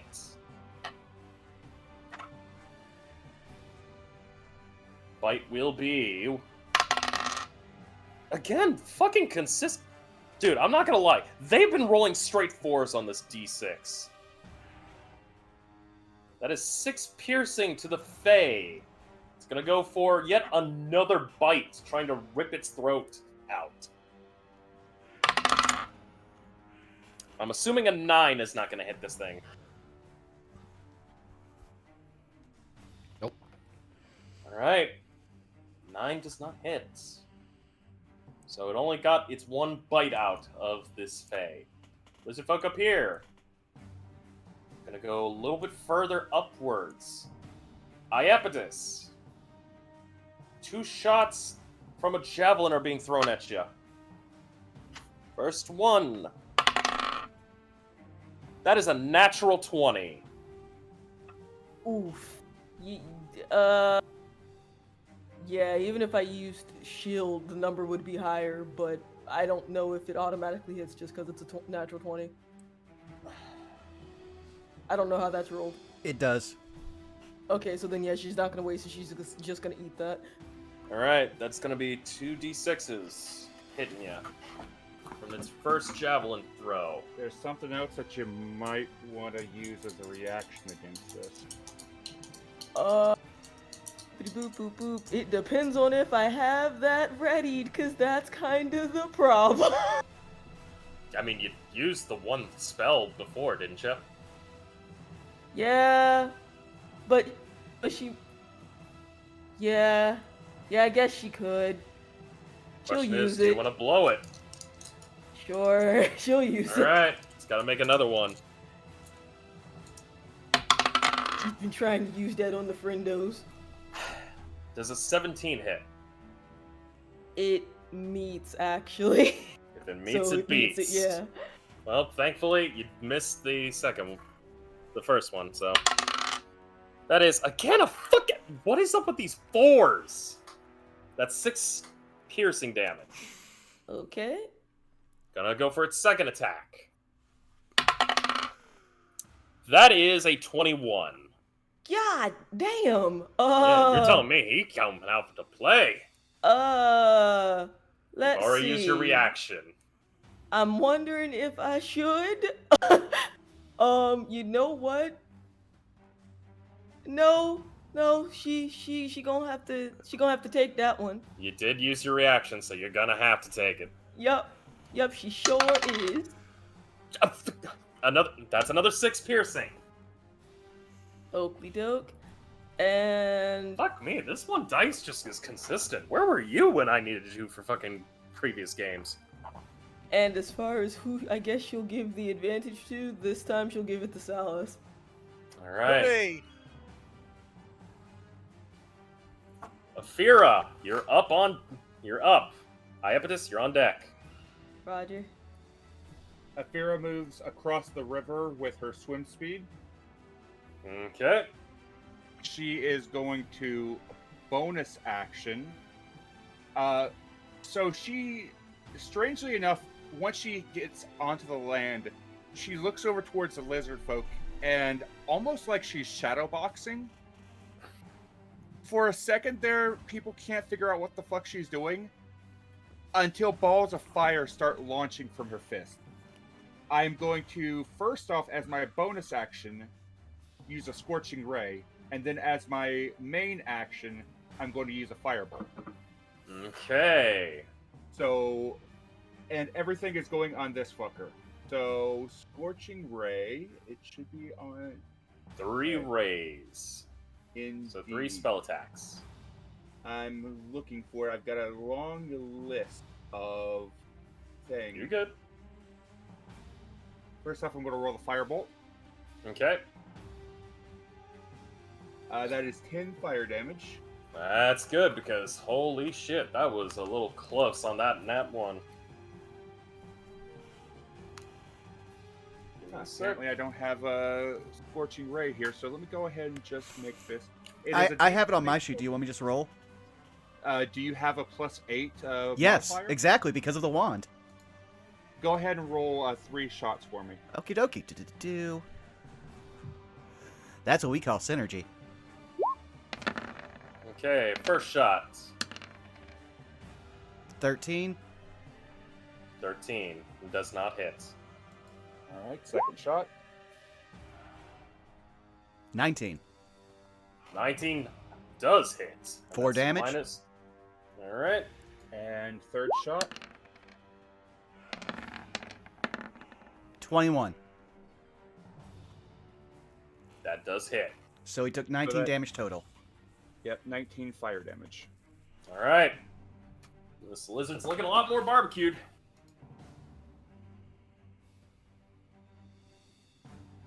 And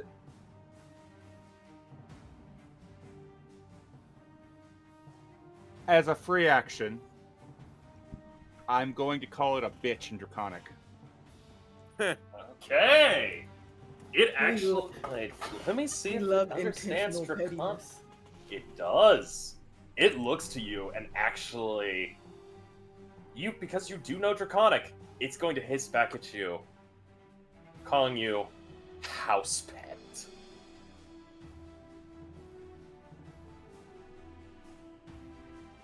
There's this wicked smile on Afira's face as she calls out, "This one is mine." And I end my turn. All right. Apologies, the map kind of got messed up a bit, No worries. Mm-hmm. so had to refix it. But it is what it is. All right, Iapetus. Your turn. Daedalus, you're on deck. Mm-hmm. And Dare called dibs on the one that's on the beach with, or Afira called dibs on the one that's on the beach with her still, right? Correct. Mm-hmm. You can listen to it or you can deny her request. Up to you. She gets it. She 100% gets it. That's not the one. That's the one that shot her, isn't it? Nobody With the has javelin. touched her. Nobody has No, touched no, her. no. Oh. No, that one is the one that did throw two javelins at you on land. Got it. So then, equal pettiness.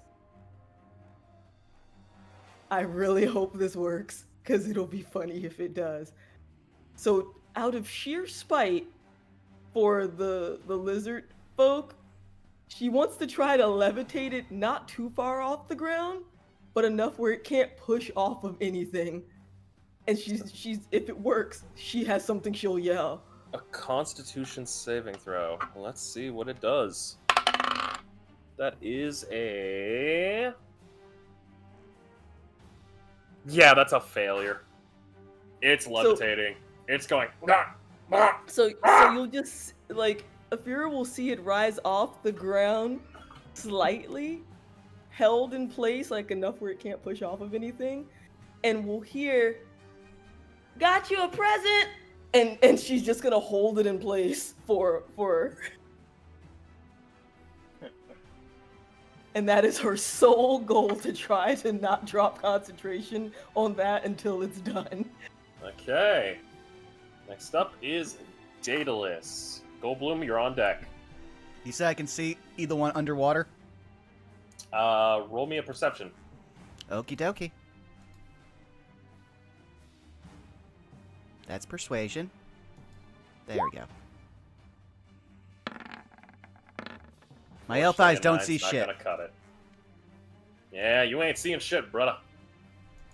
Oh well. Daedalus trusts that everyone else can handle these two lizard folk, and so he's just gonna, conserve his spells. He spent 2 first levels already. Okay. So, do you want to hold action, or are you just... Nope. Just holding up my hands. Go on to the next person. Okay. Goldblum, your turn. Your Fae is on deck, followed by Salus. I'll fucking do it again. I take it normal because flanking cancels it out. Yep. Hiya! 17 does hit. Finally, I can do damage. Oh, Ah, buddy. dicks. Alright. You managed to swing. Force does kind of come against you with the water, but it does connect. He is bleeding. For the rest of his turn, he watches his Fey buddy attack. Right. And because he because he can, he'll just face step above the water and then fucking come down with the downward blow again for From the advantage. top rope. People's elbow. Welcome. Oh, either way misses. Damn. Unfortunately, a 10 does not hit. That'll be our turn. Alright, Salus, it's your turn. Salus sees that this slippery jerk is hanging out in the water. If I get a perception check, a successful perception check, can I negate, like, shooting him with a bow? Like, the disadvantage for that? Unfortunately, because he's in the water, the bow shot's gonna be with... It's gonna automatically miss. Even with... It'll be disadvantage. Alright. Unless the weapon's like a crossbow, a net, or a weapon that is thrown like a javelin. There's specific arrowheads. They're called like corkscrew arrowheads that you have to get in order to be able to fire them underwater. Correct. And that's a very unique item. So, in that case, Salus will simply make his way on over and take out his rapier. Okay. He's going to shank. Now I will... I knew I had disadvantage. Okay. Wait, didn't he also still have the advantage from the silvery barbs from earlier? Or did he use it? No, this would be where I would use it, but unfortunately I rolled a 9. Okay, fair enough. Yeah. It would have neutralized and given me straight, but straight is a 9. Unfortunately, Gotcha. a 9 is not gonna hit. Dancing rapier's time. Alright, let's see if the dancing rapier's got it. Hit the gritty. How about a 15? 15 hits. Roll damage. Alright. No sneak, 10 damage. You kill this thing. It dies. I just imagine As this the thing's, rapier kind of just thunk right into its stomach. this lizard experienced what it's like to be in the like combo cloud in a fucking Persona game. Yeah. All out attack. Alright. Salus will use his bonus action to head back to the beach, seeing that the only one left was marked by Afira. Okay. Actually, he'll go and make sure that Afira has backup in case something spawns on the other side of the river. Just gonna come up from behind, just kind of like whistle. That's a nice easy shot there. Alright. End of your turn, Salus. It is the lizard folk's turn. This lizard folk is not happy that he's being levitated. He's going to make 2 javelin attacks onto Iapetus. First attack is... That's a fucking miss. That Second boy's attack. aim is shit, given that he has no resistance to push off of. That's a 19.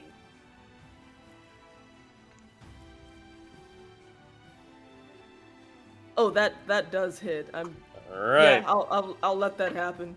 Probably shouldn't waste it. We got other shit to fight. Well, the D6 finally fucked up on its rolls. That is a 4 piercing. I need you to make me a concentration check. Got you. Silly question. What is that? Just roll me a constitution save. Got you. 18. Beats it. No problem. Hey, hip hop hooray! Alright. It is its turn. And there, aka Afira, your turn. Afira takes a running start, and she is going to leap at this thing like a cat pouncing on prey, and she's going to claw the shit out of it. Alright. Roll to hit. Main attack. 20 to hit, 8 slashing. Don't even worry about it. This thing's dead. You claw it down like you're clawing a curtain. So she runs over, leaps into the air, claws out. As she grabs onto it, she leans in and whispers into its ear in Draconic, "How's Cat this?" And she claws his throat out. Right. As put in call text what I imagine this looks like.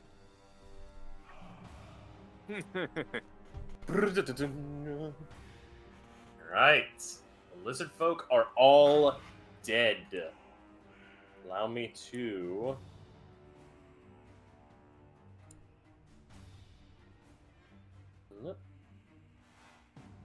Pull up. Succeeded, I just would immediately drop it and she'd kind of like gasp a bit. Like drop the concentration. You watch as the lizard folks' bodies just dissipate into mist. Professor Shrub over this loudspeaker goes, "Good work, students! Phase 2 commences now! Allow me to roll for the next enemy's initiative. That is... Okay, with...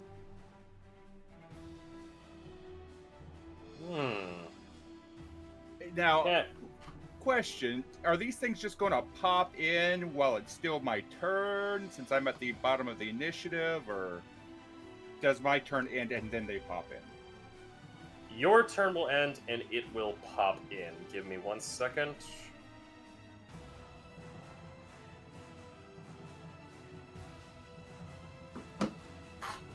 The appearance of this next creature is going to come as a surprise.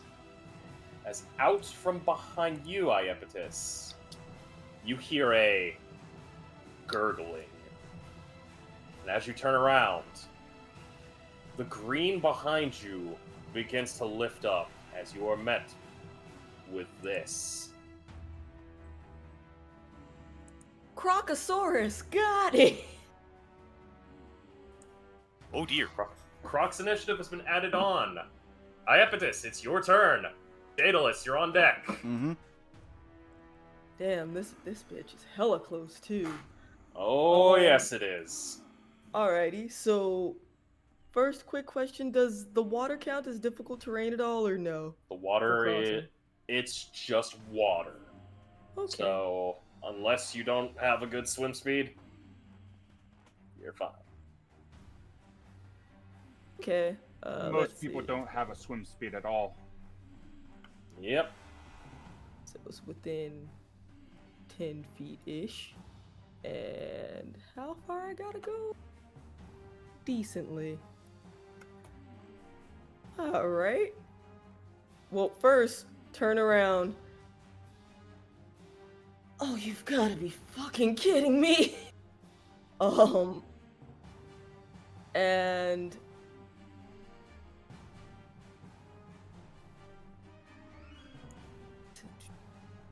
she's close enough to do it, but it's a question of should she do it, and she probably shouldn't. Do it for Fuck the it. vine. Do it for Do- the vine. Do it for the content. Let's see.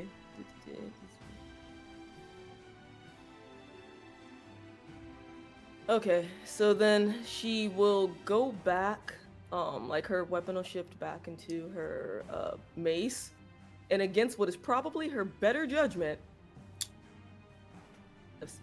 What's the range on that thing? I am 10 feet. Quick question before I move. If I approach it to hit and then move away, It am I will get an attack disengaging of from it? opportunity. It will get an Got attack of it. opportunity if you move to hit. You have to use your Understood. action to disengage. Roger. Alright, she's not a fan of that. So then...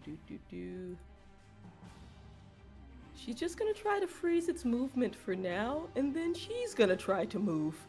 So she's gonna try for, Frostbite again, and hope for the best, just in case. Alright, roll Frostbite. Wait, what did I click? Oh, I did click it. Okay, cool. Gotta make a DC 11 con save. And it can probably do that. No, that should be But we higher pray. because we've Well, that's had weird. issues. Yeah, not all of Yeah. this. What's your spell What's your save? spell save? What's your spell save, Iepetus? It'll be in your spell section. DC 16, I think. Yes, it's 16. Spell save DC 16. Alright. That is a 16 on the die. So it beats it. Yep, it meets and beats. That is not working in her favor at all. Do-do-do.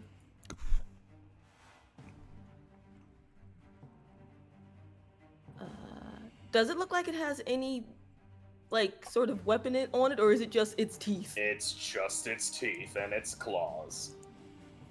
And Oh tail. boy. 'Tis risky.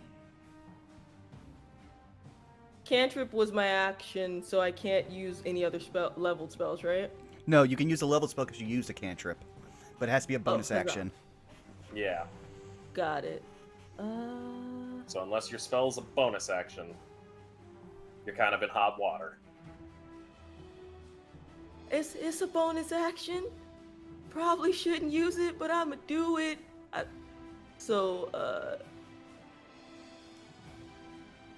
Gonna use that to get out of the fucking mouth way of this All right. No, that's a Misty very step. use of that Good, spell. good spell. Where are you teleporting? 30 feet. Can't make it there. That'd be in water. I would say you do have a movement. You could move first, and then... So I thought that if I moved, I was gonna get the attack. That's why I was, or get the opportunity attack. That's why I was like, oh shit. You're 10 feet away from it. Oh, okay, cool. So then, yeah, At least I think. Remind me, CG, you've played giant crocodiles before. Would it be able to reach Iepetus? I believe that the giant croc has a reach of 10 feet. I will double check.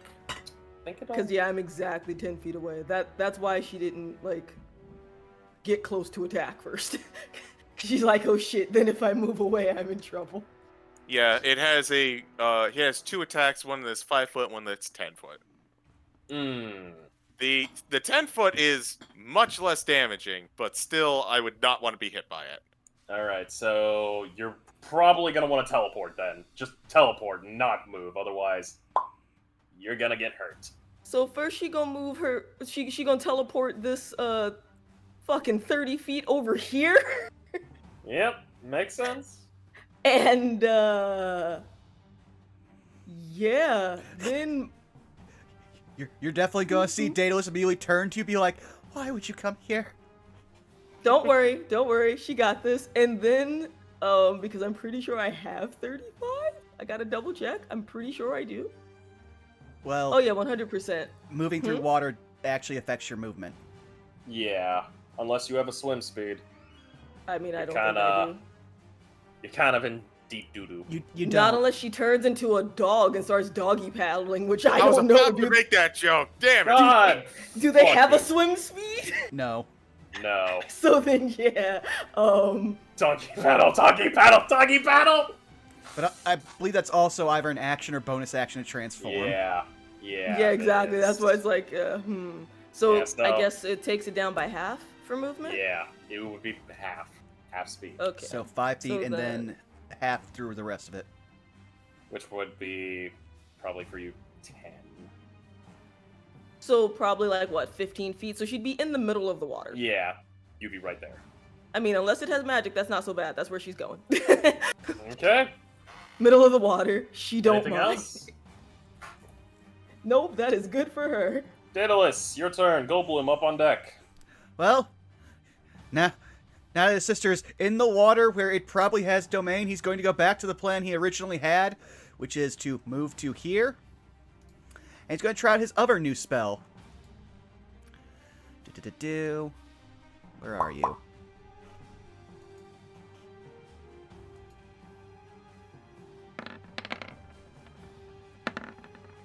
Does a Which 19 hit? bolt?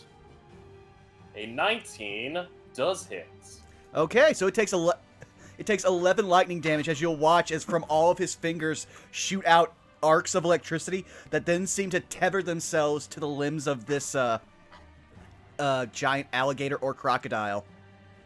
Okay, I'm just gonna pull up the spell description for myself just so I can read more on Witch Bolt. I do have it in my Sunday game, but I always like to read. It's all good. Okay, not bad. Anything else? That's pretty much all Daedalus can do. Is he's just gonna be like looking at. He's gonna be looking over at Salus, who is the only person he can make eye contact with. Hit it, hit it, hit it, hit it, hit it. All right. Goldblum, you're up on deck. Your phase. It's you. Your phase on deck, followed by Salus. Actually, no. After the Fae, it's the Croc. Oh dear.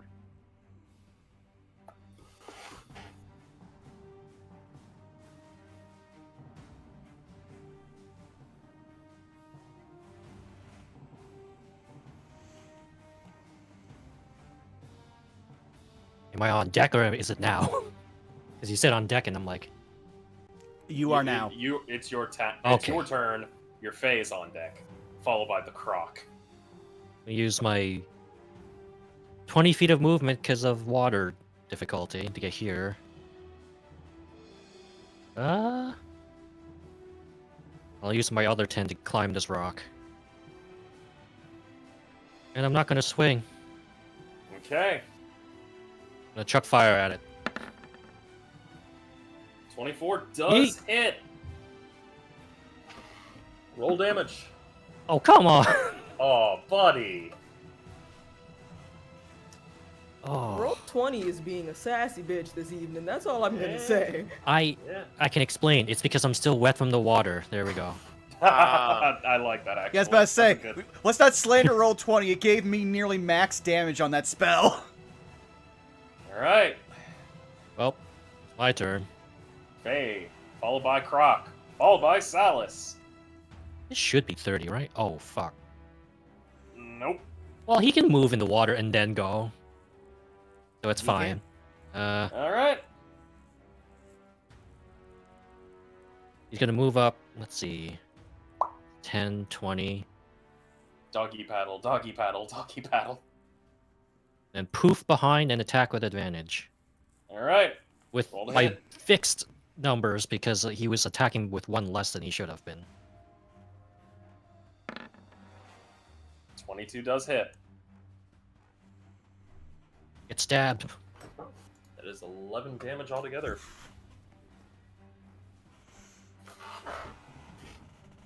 Okay. Get him, El Chumbo. Did you just call him El Chumbo? Yeah. El Chumbo. I like that.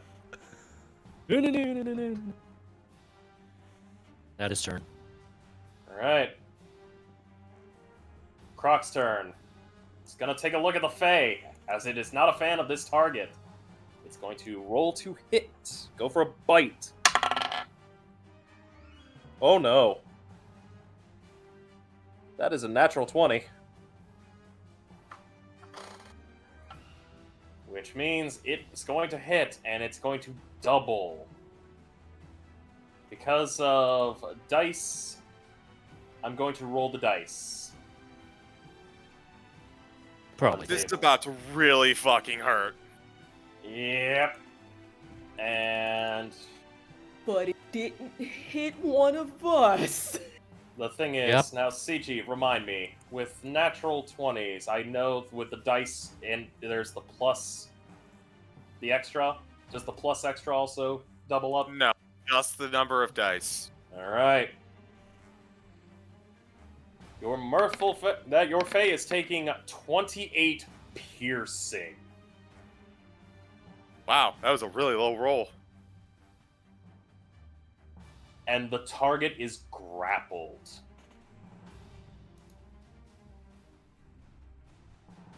While within the jaws of this crocodile, the creature is considered restrained. Oh. Well, here's the thing. The Fae only starts with 30, so I'm pretty Oh, sure his it's Fae's dead. dead now. Yeah. With 12 Alright. left, it poofs it back. Well, Well then, if it's dead, I'll get rid of it.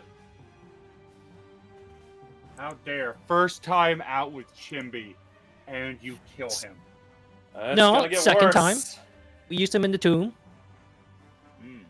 5, 10, 15, 20. Oh, no. Daedalus, it's coming towards you. Oh, I know. And because it's already used its bite, it's going to make a tail attack at you. That is... Will that actually hit? That is going to be a 22. Yeah, that will definitely hit because Daedalus only has 15 AC with mage armor and can only get 5 more with shield. So just do your worst. Well, luckily for you, it's not too much with this one. It's definitely the weaker attack. So this is going to be... Let me reduce this and change this number to this. And if I have it correctly, yes. That is going to be 2d8 plus 5. That is 19.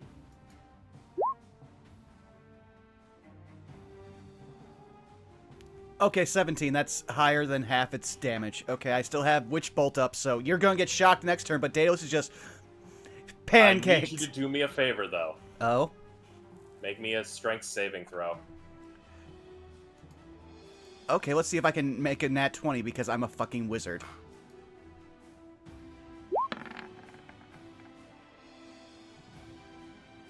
Oh! Would you believe it 18. or not that you actually passed by 2? Holy shit!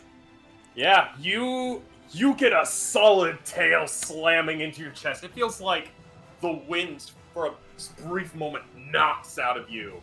But you manage to take a deep breath in, and you're still standing. You are not knocked prone. Meanwhile, he's just holding out his hand. Those arcs of electricity from each finger are wrapped around this thing, and he's just glaring at it.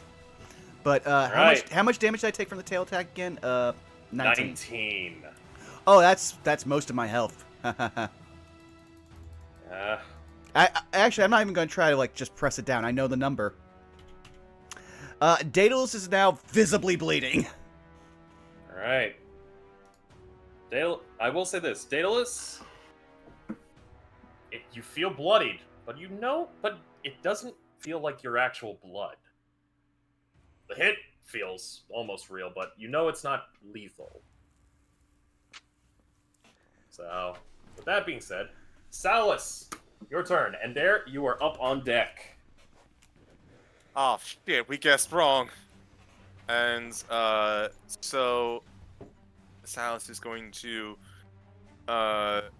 bonus action dash. You can get to here. Cross back over the river, and he'll take a shot at the croc. Take a shot on the croc. 22. And so, damage. 18 piercing into this crocodile. 18. The shot connects and it hits it in the neck. Then kind of lets out a... Hey, Ugly, over here. Jeez, that is a lot of teeth. That is Salus's turn. Alright, and Dare, your turn. Reaching into her pack, Athera will grab an old favorite as she stuffs a small sack of clinking and clanking bottles into it. I need a dexterity saving throw. Alright, what's the DC to beat? 16. It's not dexterous. 16? 16. That's a 12. It takes 8 bludgeoning and 28 acid. 8 is 16, put a 6 there out of the 1. That's 36 damage altogether. That's good damage. The acid literally goes all over. This thing is roaring in absolute agony. I will then use my final use of Quicken spell, and I will firebolt it.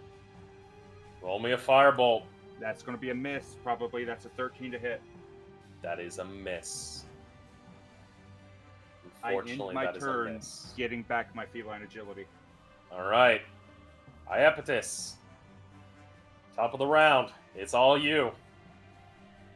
Okay. Oh boy. Brother is in the splash zone, which is no bueno.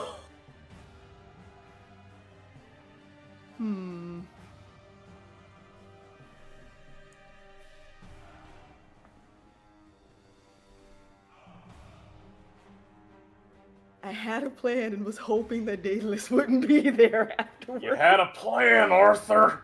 I kinda did. I hope to God you'd have something. Because your brother's currently looking down a very toothy barrel. She has one more idea, but if she does it, she's kind of fucked in that department. May I make a recommendation? Sure. It would be better for you to just get out of the water and take a pot shot. With your arrow. With your bow. Okay. Otherwise, she was considering, levitating it. Let's see, gotta measure then.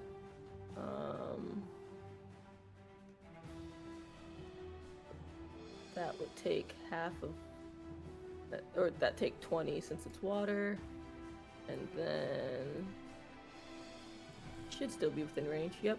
So we'll use 20 of what she has of the 35 to like just get onto the edge of the shore.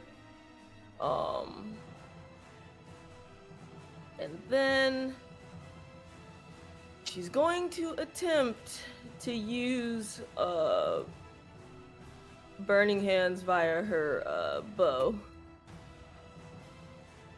So I have to roll to hit first. Boo, it's a 10. Does not hit. So she wastes it. But if she can, she'll try to just like free yell, "Lucy, I need you to move." Anything else? That's all she can do at the moment. Daedalus, your turn. Goldblum up on deck. Well then, Daedalus is just going to use the last use of his arcane matrix to actually no, I'm going to use something that I haven't used before. Let me see if I can properly do this here. It's going to be a wall of text, so I apologize. I believe it's No problem. this. You still also have your action to... Oh no, I Zap am messing with my action economy. Like I said, a wall of text. What I will say is this: 2 of the spells that I choose, like whenever I level up as an arcane matrix wizard, can always be prepared, and also I can use meta magic options for them as long as I spend hit dice equal to the level of the spell.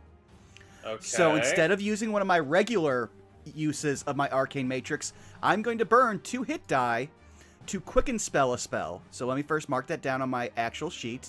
Going down from... Alright, what's the spell you're planning? Oh, it's the spell that I changed to be my always my prepared spell for 2nd level. Vortex Warp. Okay. I'm going to try to move this guy. Let me see, how far can I move him? Target be within 90 feet. Oh, within range. So anywhere within 90 feet, but I will still keep him within 30 feet. So let me just do the measuring here.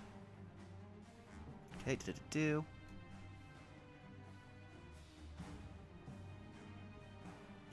Drop him right there in the center of the water. Okay. But He needs to make a... he has to make a con Constitution, save, yes. 15. I have the lowest save in Right. the group. Con save. That is an 18. Well, I did all I can. Daedalus is just going to stay at this guy, stay here, and because he has no way to escape, I'm just going to electrocute this thing, because since I used my bonus action to do that, I can still use my action to use Witch Bolt, which is still tethered to this Alright. thing. Let's see how much damage you do. It's just 1d12. I know.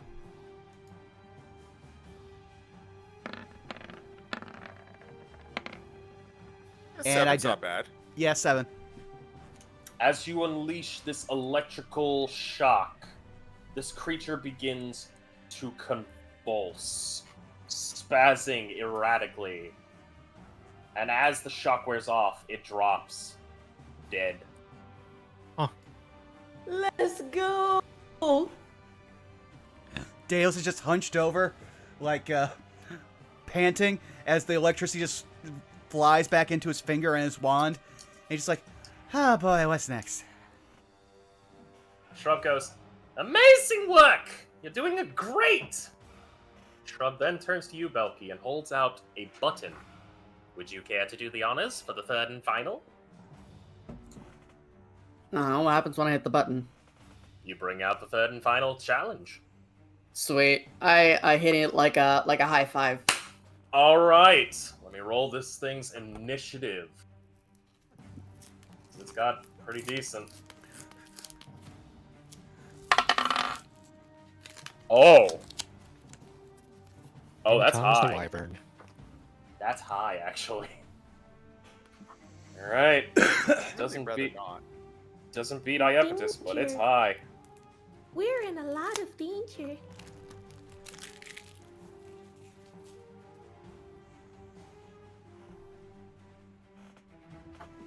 I will say because it rolled high,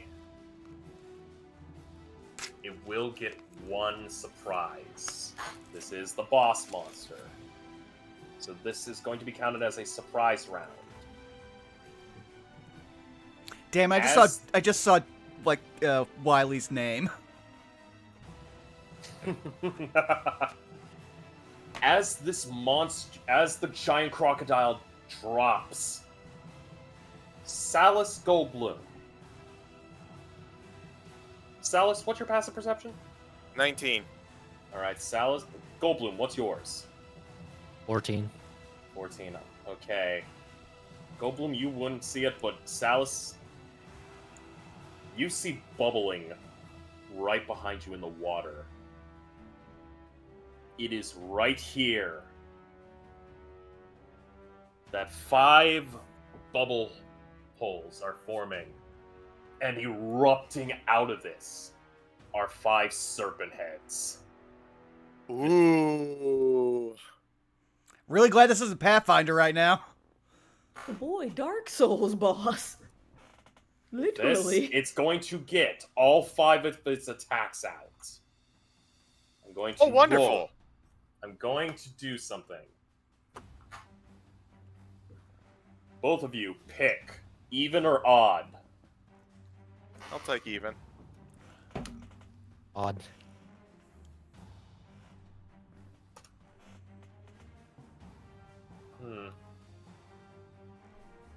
Alright. Goldblum. You rolled odd. Hit me. It's going after you. Good, 'cause that's my Main- job. is to Get 3 hit. of its attacks will go after you, 2 after Salus. First attack. That is a 23. That hits. Alright. I'm going to just do 2 more for it on you. That is a 25.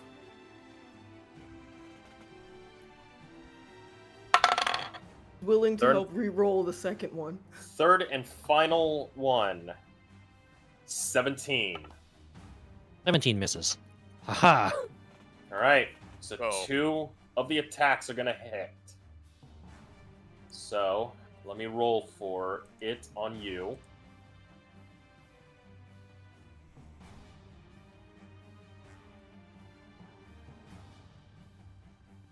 You will be taking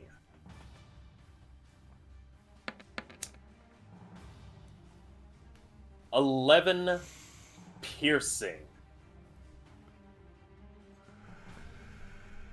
Salus. Altogether?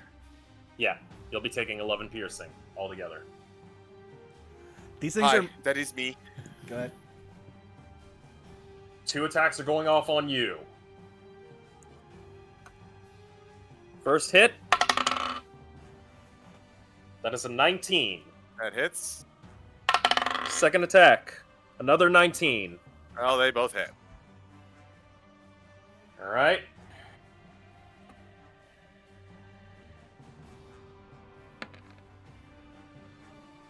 That is 14 piercing. Ouch. As the heads erupt out of the water, this gigantic serpentine body begins to surface out. You see this 5-headed, huge serpent. Its head's darting every which way. It is seemingly picking up on all of you. That is its surprise attack.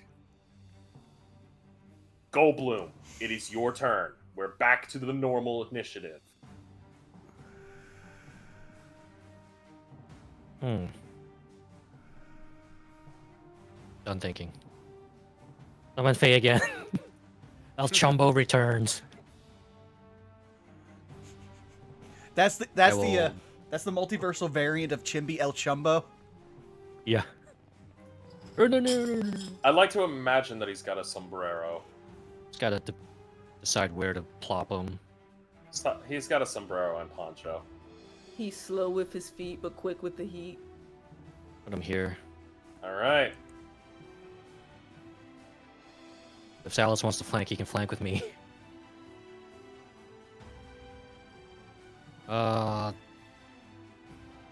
I guess I'll end my turn there because I can't.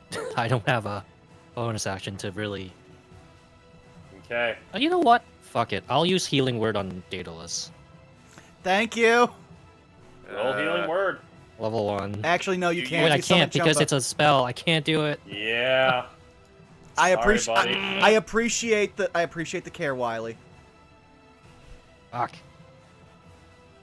You tried. Hate that I roll. appreciate it. Well, it's your face turn, so. Yeah. I gotta hang on. Also have to reset the health, I think. It's 30. Okay, if it's just 30. Let me load, come on.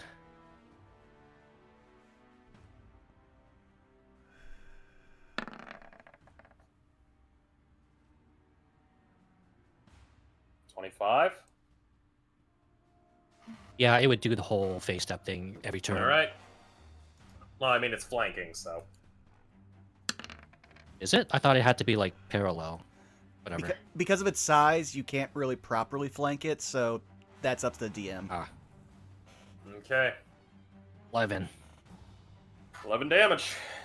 Done. Chacaron. All right. That's your turn. Salas, you're up. Ender, you're on deck.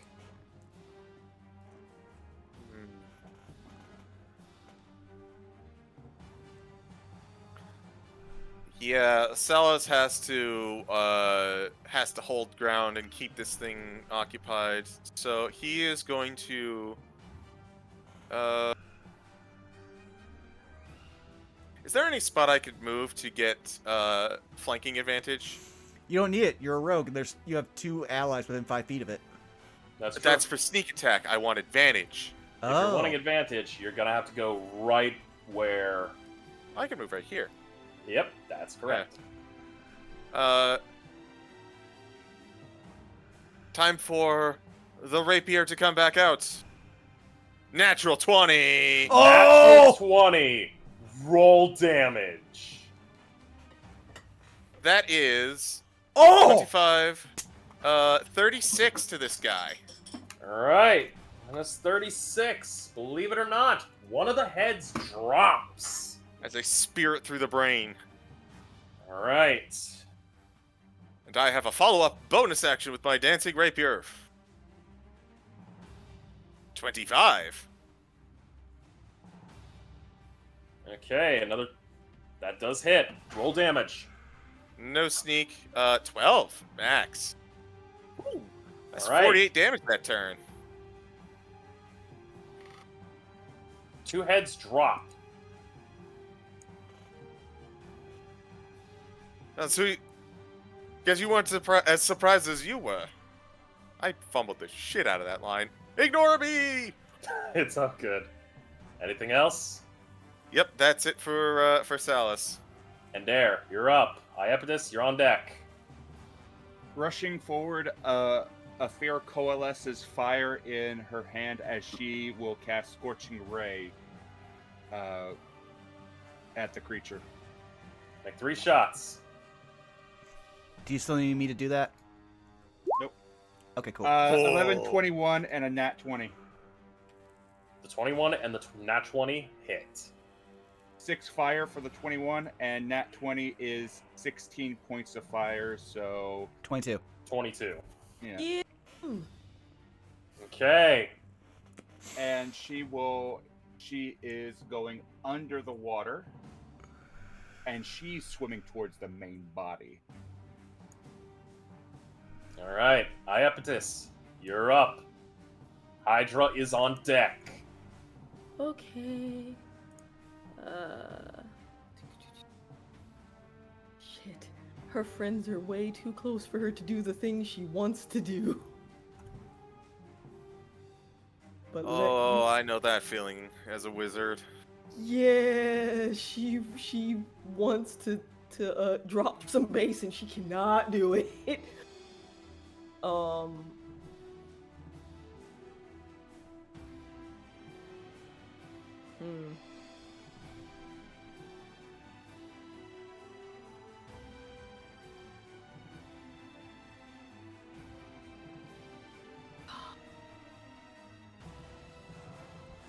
That's rough.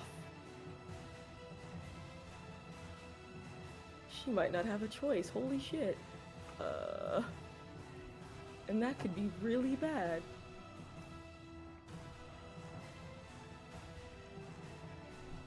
Could be really bad. She could get the squishies. Make note, I'm deep under the water if that helps for your calculations. Well, basically, she's in a situation now where she either has to risk hurting her friends or get close enough and hit it and just risk herself. Those are her options. You could If also she just wants to. you could also just use Go ahead. cantrips. Cantrips stack. Yeah. But for one of those, there's only one cantrip where she can be like pretty much anywhere. The rest of them, she has to be close enough. She'll give it a go. She's gonna try to hold it in place with frostbite. So that should be a DC 16, not 11.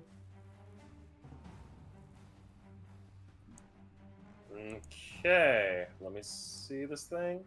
And by hold it, just more like slow it down, not actually like hold it in place. All right, so it needs to make a DC 11 Constitution saving throw. Sorry, I don't know why I pressed that twice. Yeah. Okay. It should be the first one, not the second.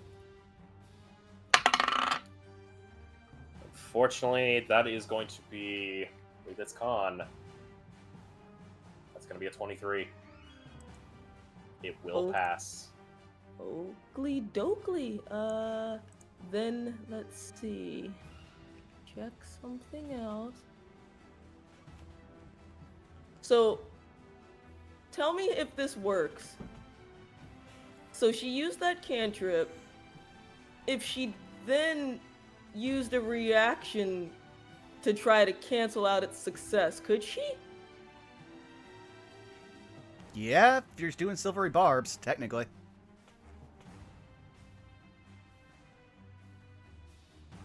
She gonna try, I guess? So yeah. She will try to cancel out what happened and make it roll again. Okay.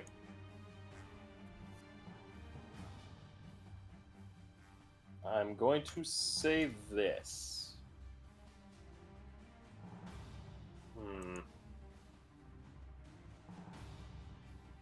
So you're gonna try re-rolling in your attack? No, So, it has to re-roll its save. Yeah. Oh, it's saved? That's what I was asking about. Yeah. Alright. Why does that keep happening? All I want to do is read it. Unfortunately, that's gonna pass. It's only one less than its original roll. Oakley dokley. So then she'll just be like, well, that's what happens. And with her remaining just can use an attack as not a bonus? It is a bonus action, yeah. That's your thing for Yep, bonus. Magic Arms is a bonus action. She'll just try to take a pot shot with the arrow and see what she can do. Okay. Roll the Oh. attack. 25. So she did 12. That's still like Okay. max damage on a short bow. Good job. Not bad. Hooray. It roars out in agony. Anything else? For right now, that is all she can do without entering the danger zone. No, this is Alright, danger room. Hydra's up. Daedalus on deck. The Hydra, realizing that it is cornered and it's getting hurt badly, decides to be smart and goes underwater. It is now going after you and Air. It's going to make 2 attacks with its only 2 surviving heads. DC 18 AC. Or AC 18. AC 18, alright, first attack. That is... Would that hit? Yeah, that is a soft 20. That hits. Alright. Next attack. That is a 19. That also hits. Alright, so it's going to only be able to hit you with the 2 living heads. You are going to take 22 piercing. Okay, that's from both attacks. Both attacks, both heads kind of coming at you from either side, clamping onto your arms.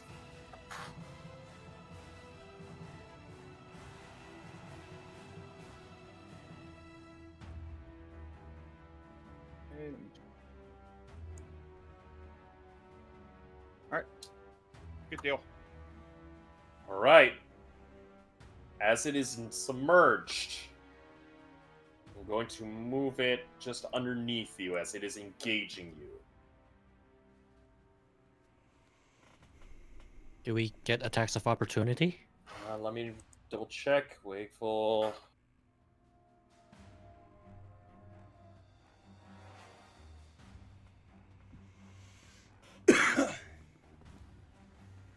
I'd say, yeah, you guys do. I would say yes. You get 1 opportunity attack. Oh, an op attack, you say? Yes. Is this still at advantage? I would say with advantage. Just you 2. Faye will not get it. Yeah, I guess it's still in range. Let's go. 2 hits. I am the stone of my sword. That's a 23. 10. 23, so 33. Okay.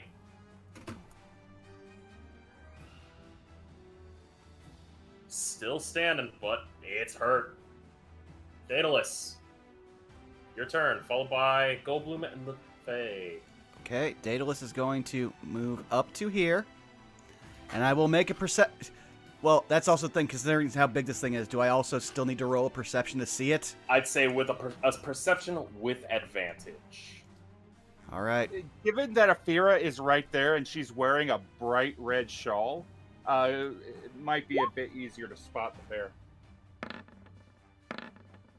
15. Yeah, you're gonna see this creature. Okay, then. So you're going to watch the typical swirl you see, because I'm going to use my last ability for using meta magic through Arcane Matrix to transmute a spell. So you are going to see, like, coils. Well, actually, you're going to hear this more than you see it, but, like, just pure vibrations and, like, high-pitched, like, screeching as do. Where are you? There you. I had just a second ago. Where are you?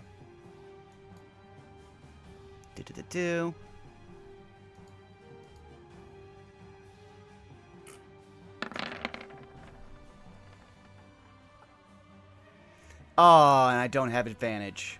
Well, I don't have anything. So, you watch as coils of sonic energy shoot out, but nothing hits. Unfortunately, it does not. You did good try, though.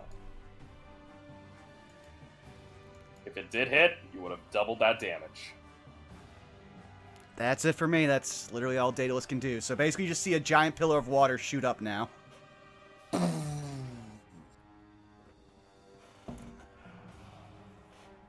Go Bloom. Your turn. Followed by the Fae, Salus, and then Ender/Avira. I'll fucking do it again. Cannonball. Alright, you cannonball! This thing's two And a living heads swing. are still... Oh, Does a nat 20 hit? A nat 20 does hit because you are flanking with the Fae.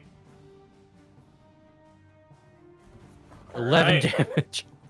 It ain't much, but it's honest work. It's doing good. honest work for an honest man. Fae's Let's turn. go El Chumbo. El Chumbo! That's a 9. It's flanking, isn't it?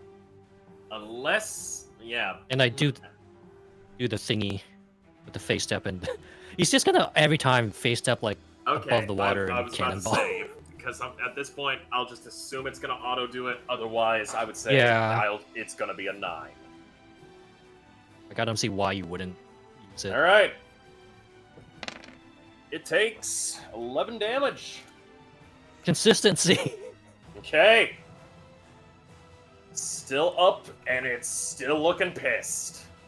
Next up, Salus. One of these days, I'm gonna remember my my sneak healing. I will move here. I guess. Now I feel so much more mad. Well, you weren't in range the last time I hit it. Fair enough. I'm looking for flanking options. Yeah, I'm looking for flanking options here. I mean, Avira is right there with it, so maybe? Question mark? I'd say Goldblum would be given the advantage. Okay. So he'll dive in with his rapier, just like Same with Ender. With Avira as just well. kind of like holding it up over for a stabbing strike. Okay. That's a 16. 16 hits. All right. But how much damage will you do is the main question. Rapier. Oh, that's attack again. 20. All right. Then going to use my where is it?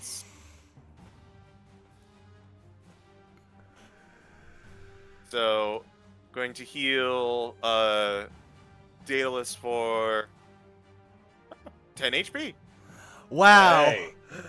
I am back in this for a wizard. All right. And with my last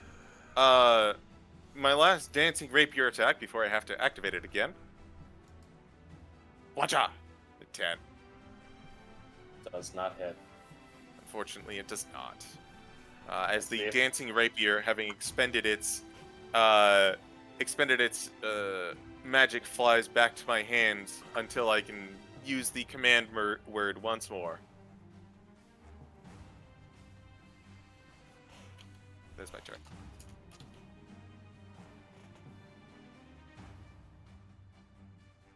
All right. Avira, your turn. I have this. You're on deck. How's it looking so far? Roll me a medicine. Medicine. 10. It's definitely fucked up. The two heads are still breathing. How deep into the water am I? You're about 15 feet deep in. And 15 feet deep in.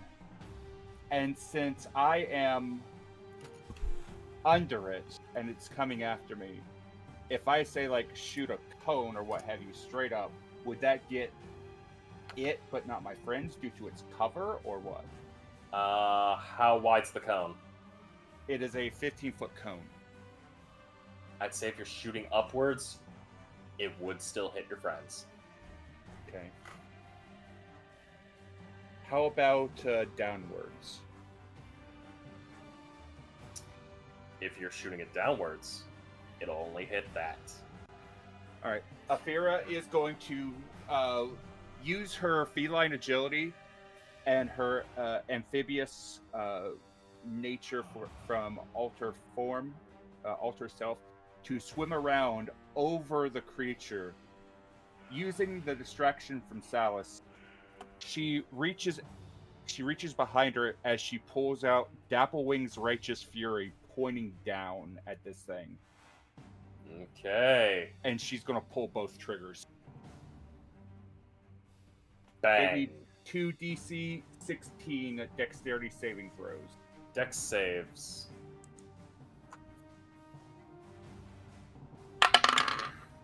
First one is a 15. The other one is a 16. Okay, it takes 8 fire damage, but it takes 3 acid damage. Because it is underwater, that fire is halved. But I'm going to tell you this right now. It does not matter.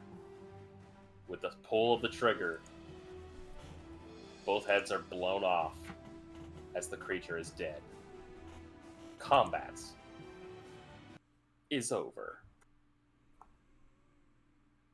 And you hear from up in the viewing box, Professor Shrub going, "Great work! Great work!" And you just hear Shrubby clapping. Which I imagine sounds like the rustling of leaves. Yes. However, you'll hear clapping, like flesh clapping, as coming up the stairs, appearing between Belky and Shrub as a surprise, is one Professor Morg. Good work! You did amazing. Oh, thanks. Daedalus literally coughs up blood. This is not a bit. Professor Morg immediately walks over and goes, "How'd you kids feel about a real challenge?" And Morg, with a wave of his hand, you all regain your hit points, your spell slots, and all your access to any bonus, meaning your meta magics. I'm concerned. So basically a long rest. You basically received a long rest from a little passing gift. Yeah, Daedalus coughed up blood. It's all over his face and like chest, but now he's like, "Oh, okay, I'll process that later then." It's fake blood. It's just ketchup. Yeah, it's fake. It's just No, color. I'm flavoring something that's part of my subclass. Ah, got it. Okay. Well, Yeah, I am actually. The blood solidifies. I was about to say, above game, that heal you gave me, CG, really good. But also, there's stuff I'll explain later. Sure. Your professor smiles. Good. You did really good. Listen, folk, not so easy. Giant croc, even worse. A hydra. That's a hell of a fight. Proud of you. Thank you kindly, sir. But now, I have a question. And he looks to Shrub. You mind if I input something? What are you helping to input? I want to see what they're like against an actual magical threat. We are a magic school, are we not? I mean, yes, but... wait, are you wanting to load one of the preloads in? I am. What level? A simple level 1 preload. Well, it's better than level 2, but it's going to be a difficulty. Usually that's only for prefects. I think they can handle it.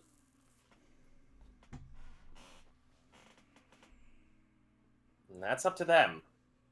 Students, are you alright to try a preload? What?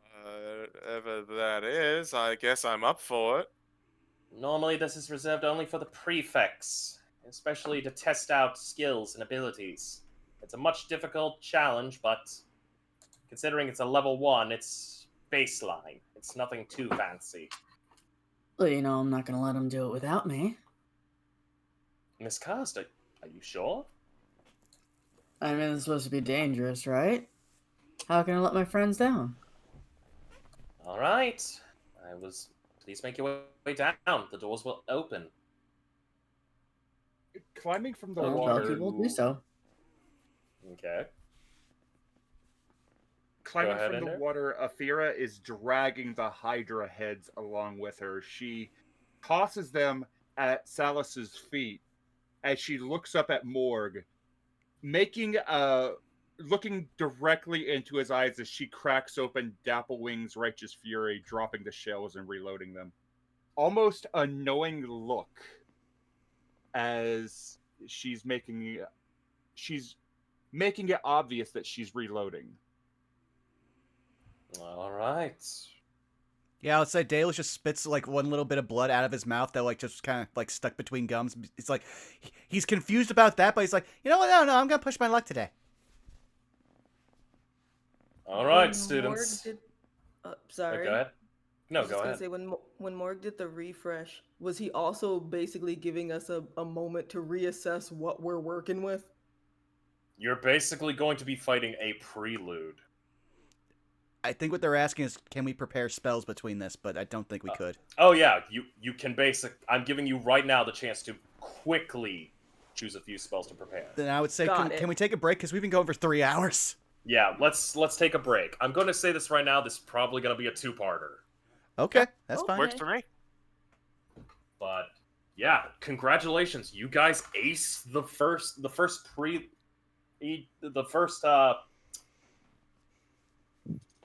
combatarium encounter. Yeah. Excellent. Also, I forgot that I had this, so I'm just gonna throw it up because Frost, you've been doing a hell of a good job today. Oh damn it! I had to blank that out because that was supposed to be a whole thing. Did it do? I think it should be this. There we I'm are. proud of you guys. You are putting in some hard work. Yeah, no. Hey, let's go. Yay. But yeah, some art from Bun that just is from all of us saying that Frost, you do an amazing job. Thank you for tonight. This has been really fun. What's that? Oh, Aww. that's gay. I love it. Pardon me. This is only the second time we've ever gotten to use it, so yeah. But I'm gonna use the bathroom real quick too. Yeah. Everybody, stretch your water, drink your legs. I'm going on a pission. Thank you, Tart, for that On a fucking pission? saying. Oh my god. BRB. Go unhydrate and then rehydrate. Yes. I will do that right now. I won't. Hi, chat. How's it going? How you doing? Boy, chat.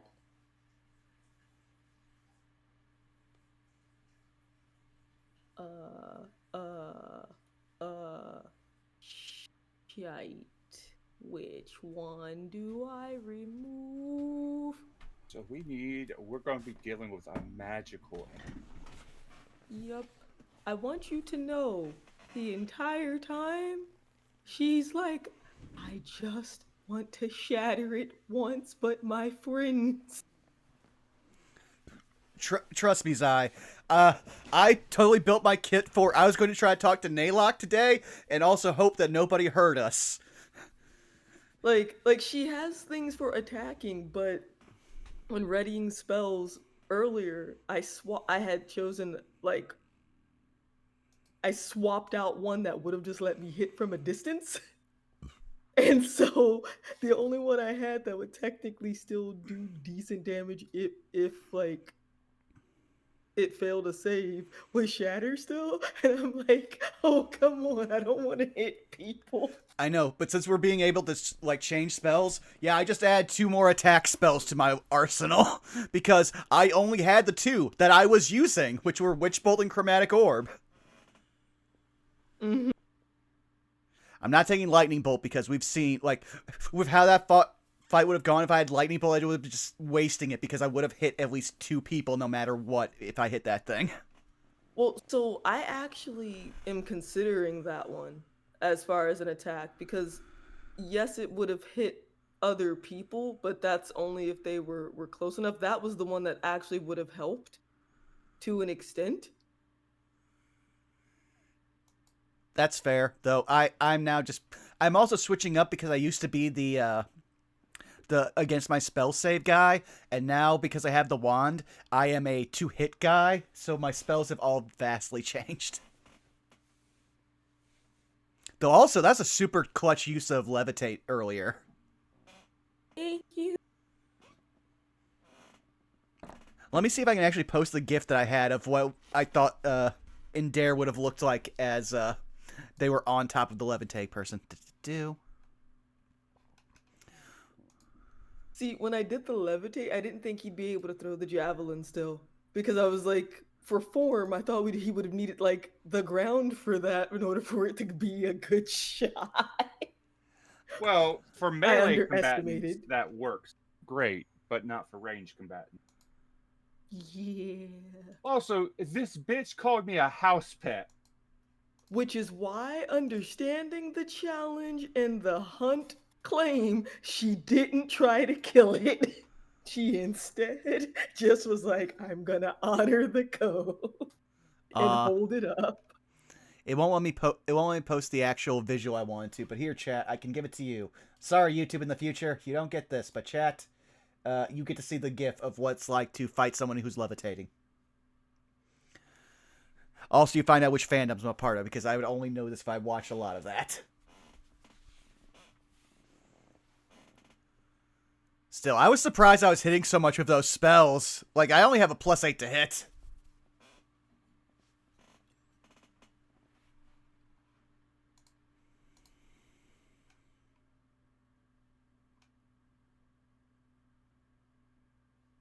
But also now I have a whole lot more resources back. I got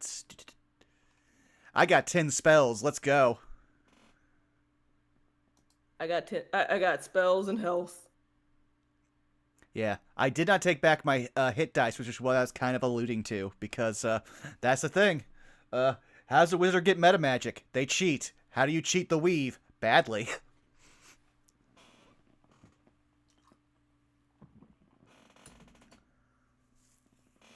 Kinetic jaunt is nice. Oh yeah, it is. I actually wish I Boy. could have gotten to use it more when I had it as a warlock. So since I only have 3 second level slots right now, I'm like, ooh, so kinetic jaunt is nice, but what if what if the opponent can't see or hear? Well, no. Ooh. Well, hearing with stuff like that, let's be real. Blindness, deafness, the only thing that actually really helps is, like, blindness. Deafness is more for roleplay, if at all. Yeah, which is why I'm like, considering circumstances, possibly could help. To a point, can't hit what you can't see unless you can see. I've already got at least 4 different combat plans for this.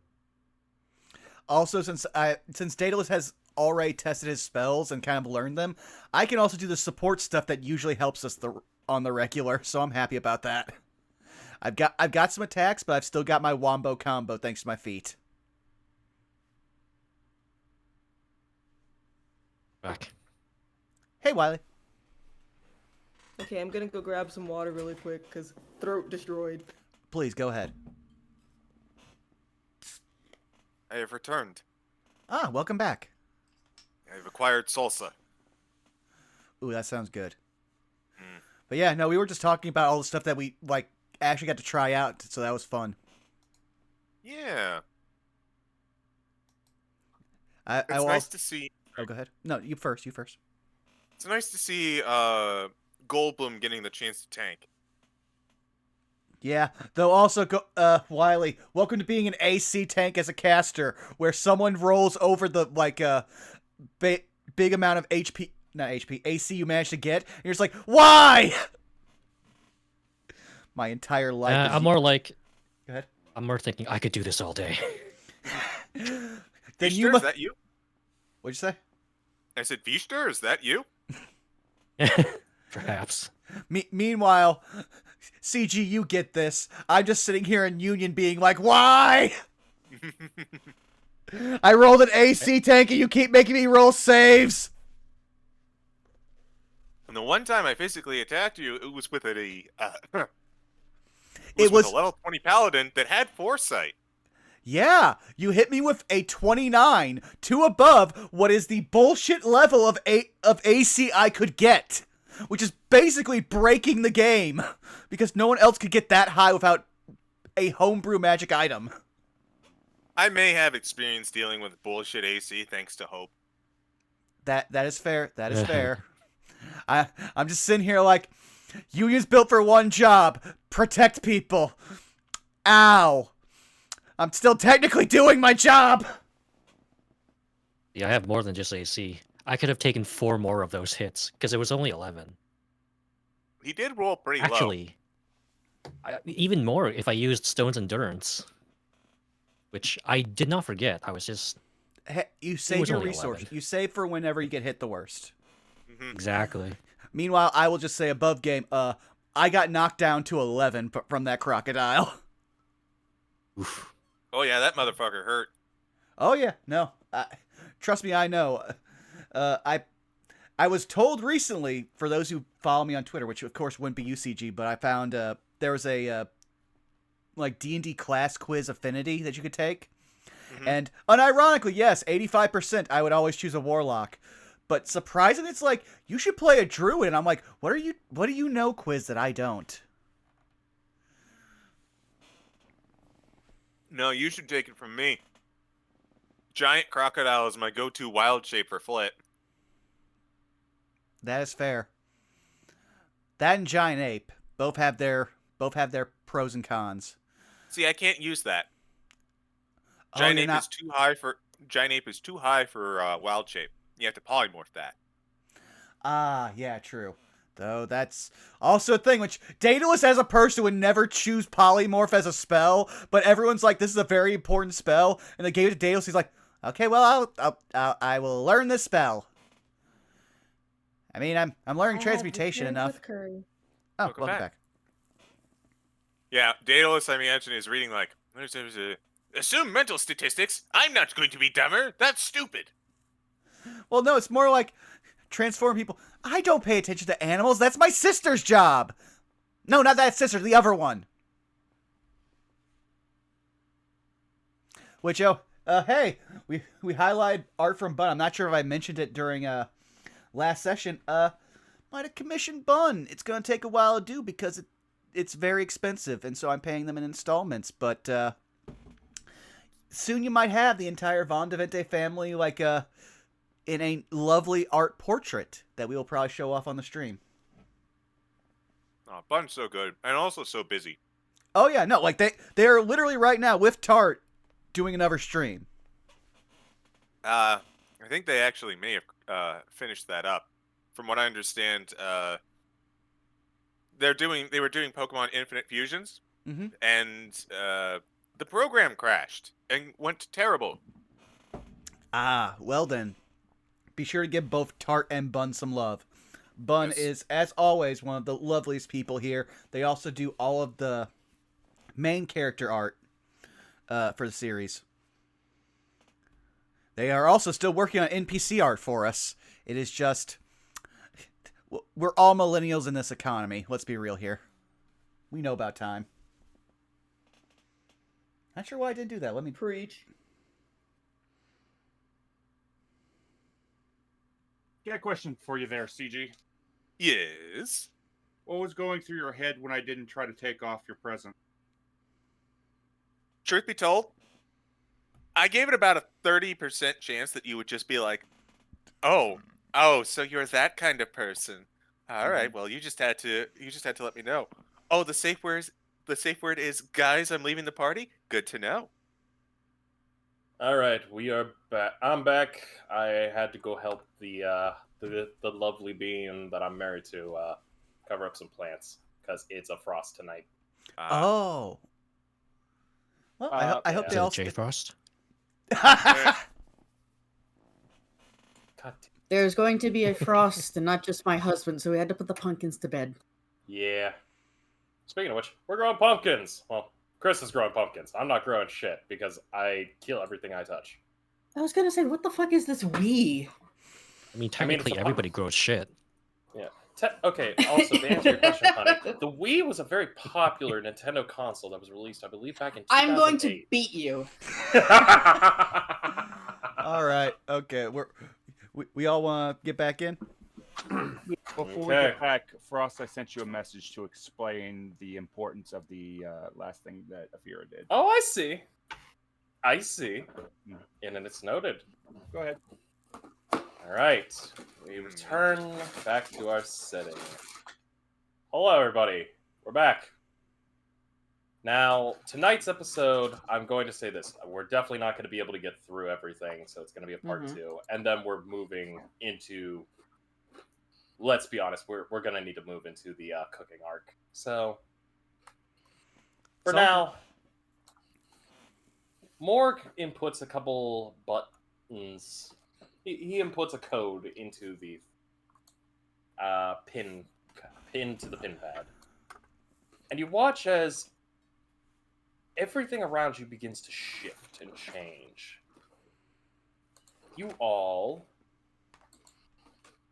are now within a cavern. No, not a cavern. A crypt. In front of you is a small little water well. To the side of you are sealed stone tombs. Ahead of you, there is a little half-made antechamber with 2 statues of gigantic skulls flanking either side. Morg inputs the last code and goes, "This is only a level 1, so it's not going to be the full exact blow for blow. But it definitely has enough of its own magical spells. Prepare yourselves, students." As you watch a glowing white light begin to form kind of this almost kind of like a octogram. The vapor swirling in rise up, creating a form. A form, an exact copy of your Professor Morg. And let me switch to the battle map.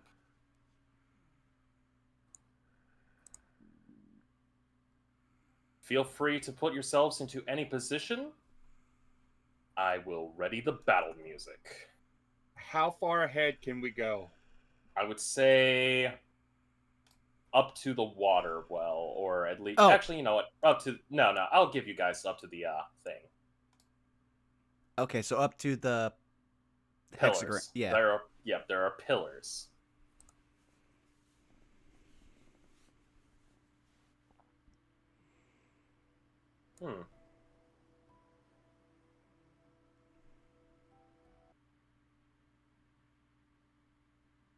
Oh, I think the music just cut out. I actually like that music. Yeah, that wasn't what I wanted. Oh, you're fine. We're gonna go with an old favorite.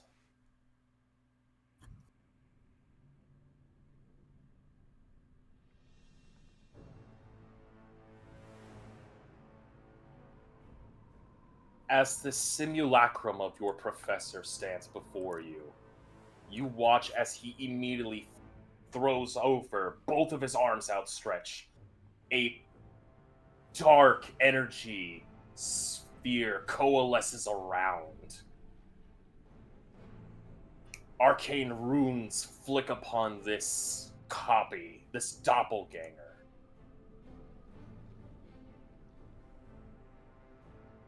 And its eyes begin to glow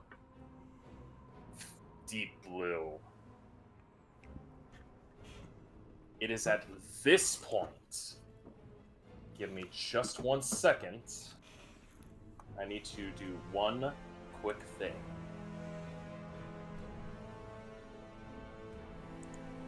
I need everybody to roll initiative. click your token before you do it. That way it'll make it easier for the turn tracker. Oh, there we go. Another 10.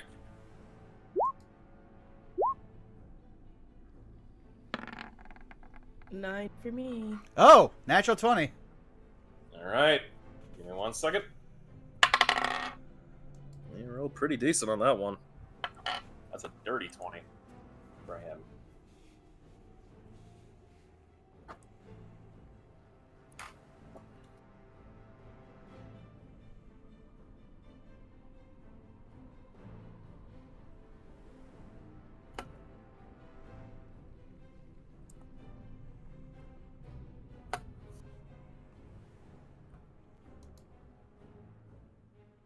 Starting at the top of initiative, Daedalus, followed by the holographic copy of Morg. All right, you guys are going to see something that Daedalus has only ever done twice, and they were both by accident, but this is the first time he's trying to do it by the first. So he's going to move over here, just so he has line of sight. And then blackness is going to start erupting from his eyes and his mouth as he uses his once a day darkness centered on Morg. Okay. The darkness overcomes the simulacrum. So that is a 15-foot radius, at which point Daedalus will yell, I know you can't see him, but that means he can't see you, and as a caster, that's his worst weakness, and then he goes right behind the pillar. Okay. And I want to point Next out up. that, like, whatever, like, thing it is, because it can be put to, creatures and or objects creatures are wearing, basically, it moves with him. Alright. Let me do something. Because now we get to an interesting little tidbit.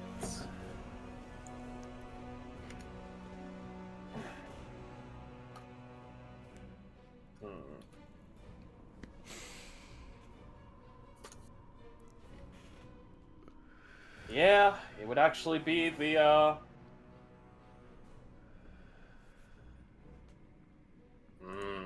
yeah.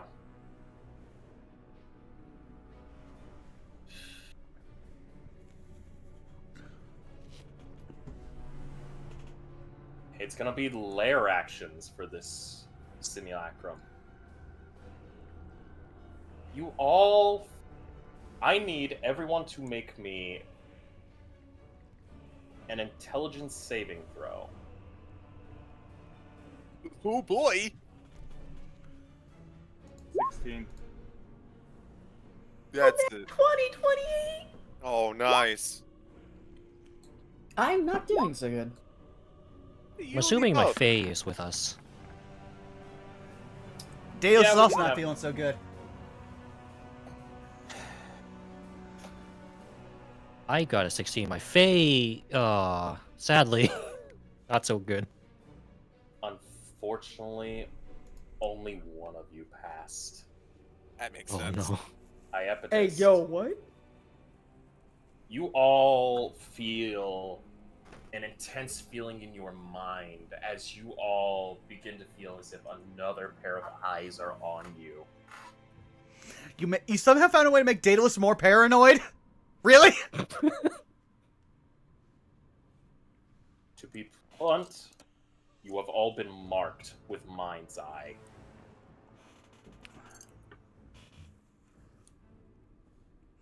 Even though Gain he's no in benefit darkness? from hiding or becoming invisible.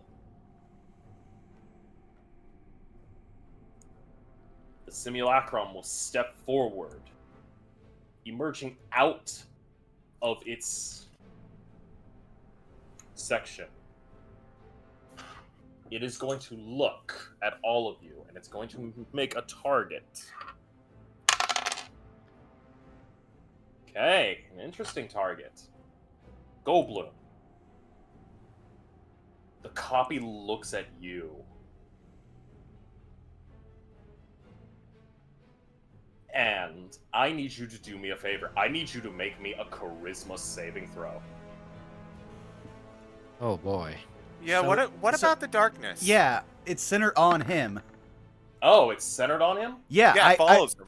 yeah, he literally Hmm. cannot see for 15 feet out, like around him. Here's the problem. He has mind's eye. It might affect the darkness. The mind's eye is allowing him to figure out where some of you are. If you have cover, you're good. But how was he able to mark us Mind's when he eye. couldn't? But he couldn't It's see a layer us. action. I don't understand how it works though. So Layer actions are weird. layer action usually doesn't come from the individual that we're fighting themselves. Mhm. Moreover, it's an effect of the area that they are part of, some special influence that they have over it. So, like, an example would be we fought a gold dragon the other day who could just banish us because that is something it could do as part of its layer action. So, this is something that, while it is, something Morg can do, it's more the area and the effect around us that is affecting us. He basically trapped Correct. the room. We are fighting on his turf, so he has the advantage. Yes, you're basically fighting a level. You're basically fighting a version 1 of one of your professors. This is not to the fullest extent of their power, but this is. It's a weaker, but it can still do some stuff. All right. Also, I just imagine this is the basement that we didn't go to when we cleaned his house. Yeah. You joke. Alright, that charisma saving throw, that is an 11. That is a failure. Goldblum, for a brief moment, everything looks to be alright, only for you to vanish. Goldblum, you've been banished. You are currently within a pocket dimension. Oh shit. I can't tank this. Wait. I'm a nooblet, so I don't even know what level spell banish even is. Fourth. 4th level. Yeah, we're not there yet. We're not. The Almost. simulacrum then steps back into this whirling shadow. Does my Fey spirit disappear too? I don't know how concentration is affected by banishment. That's I would murky. Yeah. I'd say because you've been banished from this plane of existence, the Fae is also going to go. So I'm just going to take it off temporarily and put it on the Game Master's layer.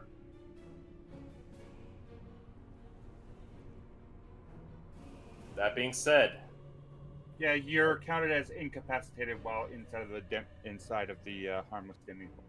correct. You are now in this plane of existence.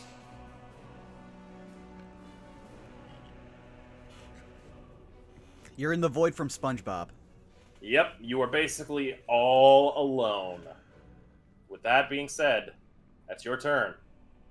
Or would it be... let me double check, actually. Banishment's a weird one.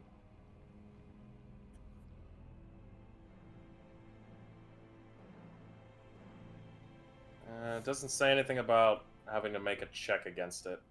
Nope. No, it's a timer because it's based on planes. Yep. With that being said, Goldblum, your turn will unfortunately have to be skipped. And dare. Can I make some kind of a Arcana check or something to determine what for the briefest moment I saw this black shadow was underneath Morg before it went dark? The shadow... Go ahead, roll me an Arcana, but I'm going to say this, it's going to be with disadvantage. You don't know what the hell 24. this thing is. You can only assume that this has to be part of the lair, if not something that is being conjured by this simulacrum of Morg. The fact that it's being kept within this kind of sigil must be something. Okay.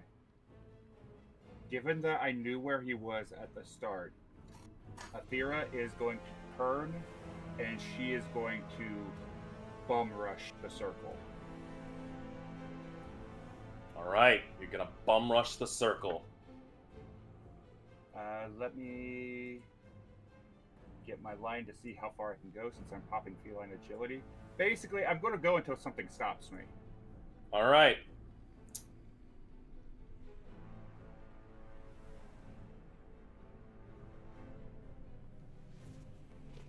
Where do I end up? Considering, what is your angle of attack? If you don't mind me inquiring. I'm hoping to get a hold of Morg. Alright. I would say rush in. I'll say put yourself right here and make me try to make me a perception check with disadvantage. Okay. But I am going to ask something of you first. Of course. I need you to make me a Constitution saving throw. 18. 18, alright. You feel the energy of your very essence kind of for a moment become weakened, but you manage to shake it off. You are not affected by this aura.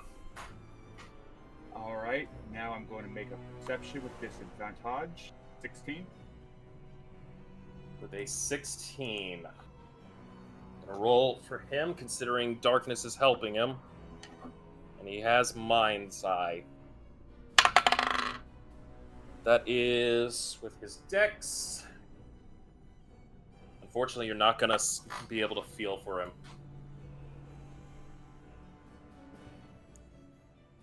You can only speculate he's somewhere nearby.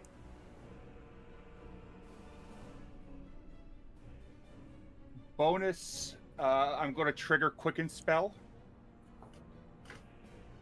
And at my feet, I'm dropping Silence. Ooh. Oh, Hey. we have anti-mages, motherfucker.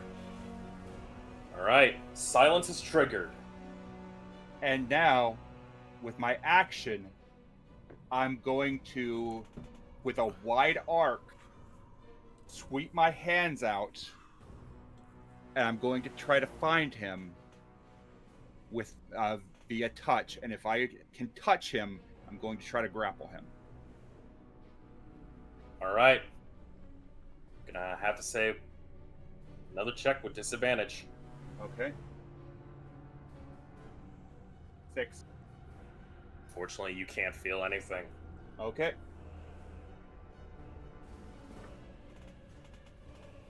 That's the end of my turn. Alright.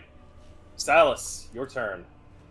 Oh boy. Magical darkness is blocking. You can't hear anything in that. All you know is one of your friends ran in there. Hell.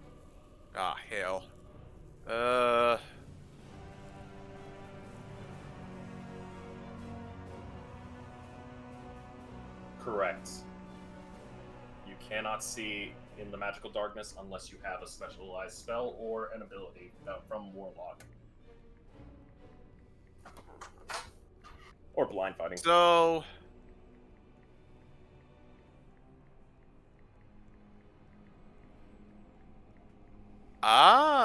okay.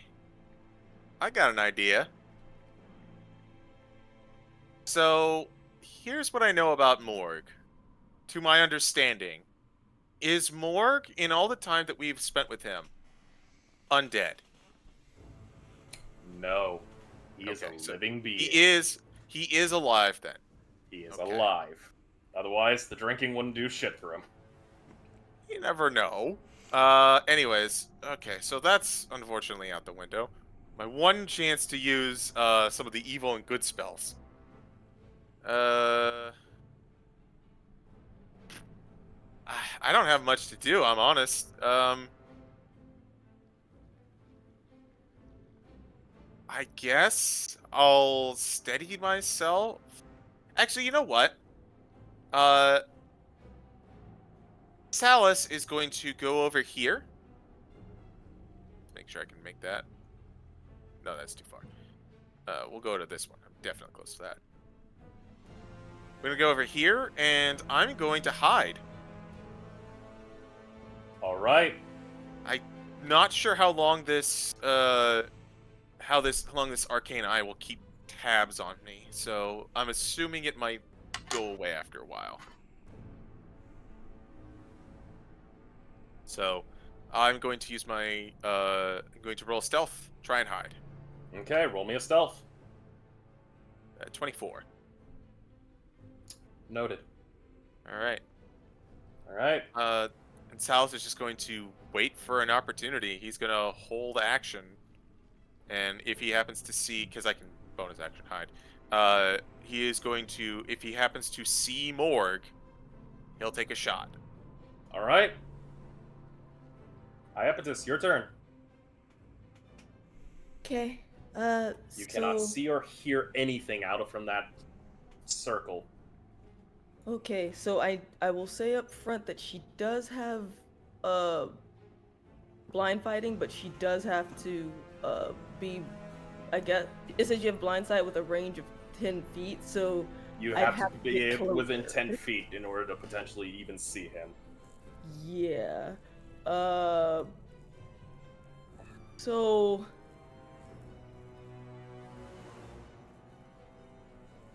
she has an idea, but I have to do maths.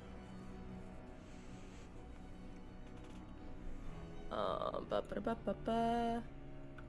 I'm assuming the yellow circle is the darkness. Yes.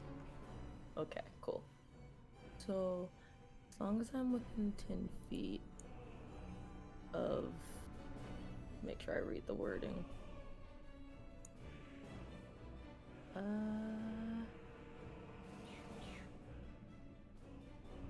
Fuck is it?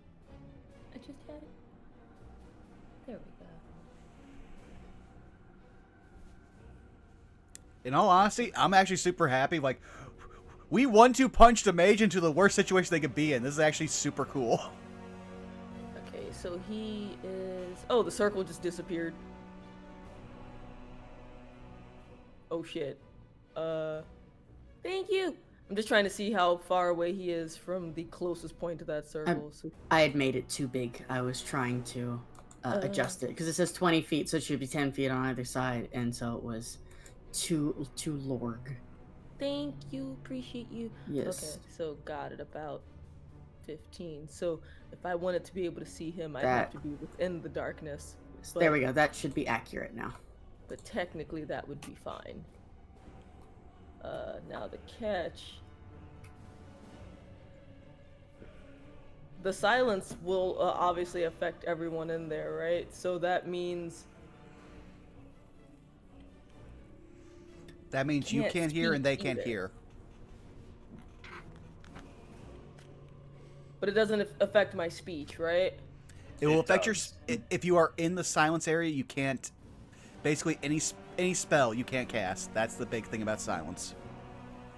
Okay, because that's basically what I'm trying to assess is how close I can get to use magic missile, so that because I can see him if I get close enough, but how far away I If have to be magic to not missile be affected by requires a verbal silence. component, it's gonna become useless. It also And that's what I was concerned about. it also requires sight, but you could get within 10 feet So of I him. know it requires Yeah. that. I know it requires sight. I was just worried about the proximity and the silence part.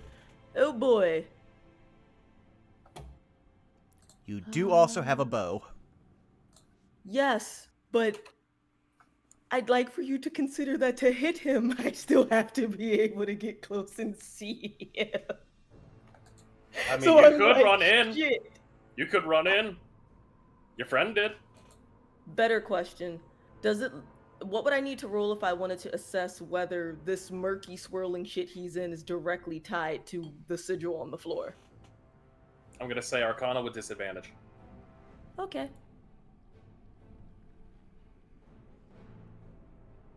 $20. Similar to what Ender. You got no idea. All you know is it's glowing. It's definitely radiating power. Shit. Wonder if there's a way to erase the sigil. Oh. Okay. Alright. This is a long shot. She's gonna try it.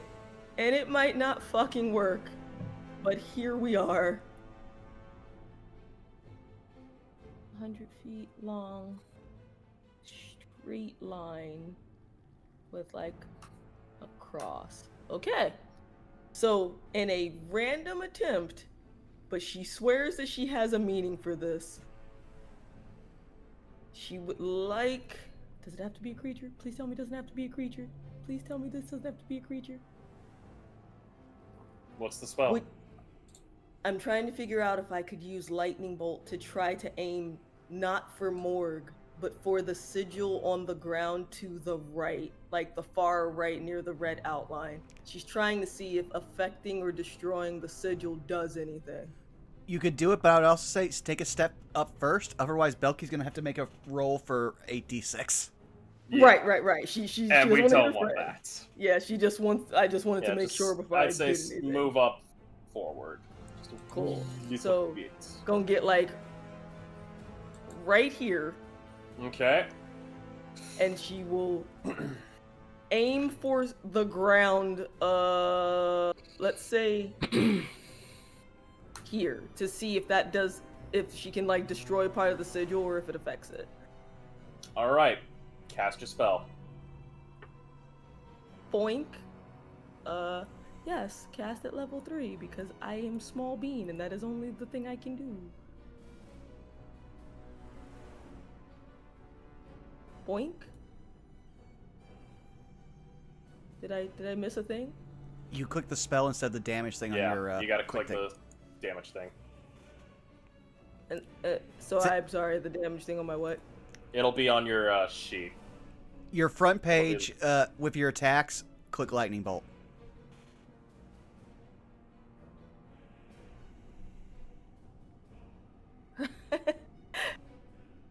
Oh shit, I whispered that. I don't know if you could hear it, but so I'd like to, but it's actually not on the front of my sheet. Ah, honest. You programmed it in regular, you didn't program it as spell. That's fine. I have lightning bolt too. I'll just press it to do. Thank you, and I will remedy that situation now. It's alright. Believe me, it's a pain in the ass. You'd have to read. Oh, we got a good roll. 30. All right. Thank you, Water. Iapetus. Yes. I need you to do me a favor. Okay. Roll me a competing arcana. Oh boy. 19. All right. Rolling for the simulacrum. I don't know if this is relevant, but Iapetus passed the save. Yeah. Pass the save. The For, earlier save was a mind's eye. Mind's eye. Yeah. Oh, that's right. This is... Okay, so I'm going to give you a heads up. He can't detect you, but what you're aiming for is a competing. This is energy. Got you. So that was a 19. Crossing my fingers. I'm so sorry. It's okay. It is okay. That's a 22. Damn, it was close. As the lightning connects to the sigil, it crackles. You see the sparks of energy just begin to electrocute the ground. As you think you see it starting to break, the lightning breaks instead. Okay, but that's information, right? It is. So, hoping that at least the people on the outside can hear her, she will say, "Aim for the sigil!" And yeah, she will, I guess she'll just kind of stay where she is because she kind of has to be within range of things. So yeah, that's right. it. That's her. Belky, your turn. Yes. So, as far as I'm aware, he's straight ahead of me, yeah? In darkness. As far as you can tell. You can't see and you can't hear anything going off in there. Right. In that case, I'm going to do some fun shit because we're busting out the actual class abilities and such now. So, number one, oh no, wait, no, that's the wrong one. That's two what? No, wrong one. Wrong one. There we go. So I'm going to be using Slashing Flourish. You expend one use of your Bardic Inspiration to cause the weapon to deal extra damage to the target you hit, and to any other creatures of your choice that you can see within 5 feet of you. Do I have Great Weapon Master? Yes, I have Great Weapon Fighting. So, make sure I'm reading this properly. No, it's Great Weapon Fighting. That's if I get a 1. So I can't do Reckless. I don't believe. Reckless would be Barbarian. You are a fighter. Yeah, I am a fighter, yes. So I'm used to being a barb. I miss my old barb. Hey, you took the quiz and that was funny. Yeah, I got a 90% barbarian. That was bullshit. I'm not a barbarian. I mean, you can lift me up, so... You lift me up! And I'm not getting demonetized for that. So, I am going to use my Great Battle Axe, which, given its darkness, I'm assuming it's a disadvantage. Correct. Okay. Just, what's your movement speed, by the way? 30. Okay. Which is exactly up to where Bones Malone is right here, so I get right up to Ender. Man, now I just imagine Morg with bad tattoos. Hey Belky. Yes? Roll me a Constitution saving throw. Sure thing, boss. Thank you, Chief. Oh wait, no, it's it's only a 13. Unfortunately, that's not gonna beat this. For what? Belky, as you rush forward into this darkness, you feel your energy beginning to be drained from you. Mm-hmm. And I will say this, at the end of your turn... I'm not done my turn yet. I know, but I'm going to say this. I'll wait for the end of your turn. The effect will kick in. Okay. So please roll me your attack. It will be with disadvantage. 11. 11 does not hit. Yeah, I didn't think it did. And I only get 1 attack, right? What level of fighter are you? Uno. Yeah, you only get 1 attack. Yeah, okay. Then I suppose that is my turn. At the end of your turn... Wait, don't I get normal, because fucking Ender is grappling the guy. He's not... He didn't grapple him. Oh, fuck. Alright. At the end of your turn, Belky, what is your... Seeing as how you have more levels in Bard, what is a Bard's hit die? I don't know. 1d8. Okay. I need you to roll me a 1d8 and subtract that from your health. Okay. That's some nasty shadow. 5. You are going to take 5 necrotic Alright. as you feel your energy being sapped from you. Next up, Daedalus. Well, his sister already said something he was already thinking, and he can see it, so he's going to run over to here, right at the edge of this magic circle. And he's going to try something, and I have a bad track record with this, but I'm going to try it. His one ability to cast it a day. Dispel magic on the actual circle. I need you to roll. Is there any way to help her, brother? Nope. Nope, I have to roll just a straight intelligence save, so... Straight intelligence. Yeah. 21. Not bad. Let's go. Again, I know rules. I know how rules are. Technically, that should beat anything, but we're also in a world where we have above 9th level spells. The first layer of this disappears. Oh! Oh.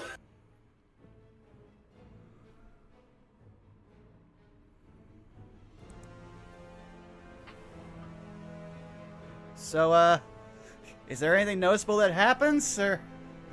You watch as the light begins to recede back. It reforms a layer, but it's further back now. You were right, Tussie! Hit the circle! What you can see. And that's all Daedalus can do. Alright. Next up, layer actions will kick in first. The Mind's Eye ends.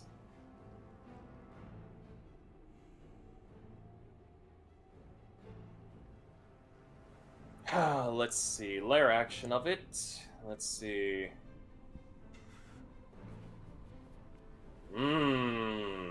But do remember, he's also in silence, and he is a mage, so... Yes. This is going to be the layer. You watch as every last one of these coffins begin to bust open. Yeah.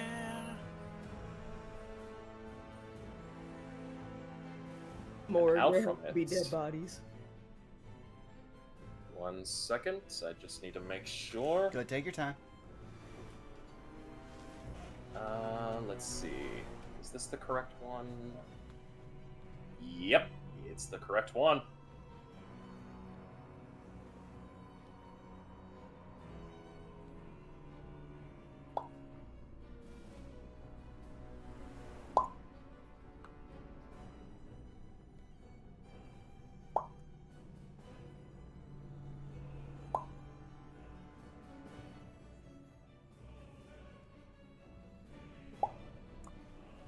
You watch as the coffins bust open.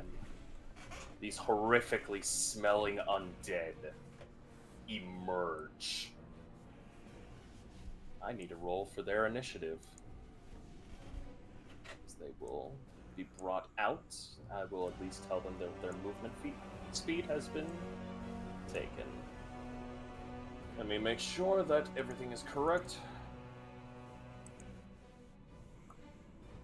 Okay.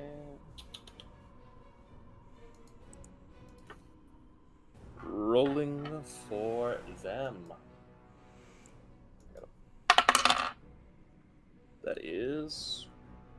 Okay. These undead are now going to be added to the initiatives.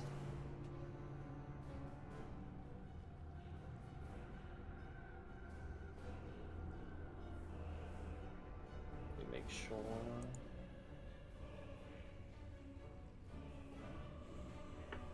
The Simulacrum of Morgue. It cannot see, however, it's going to go and attempt to make a perception check.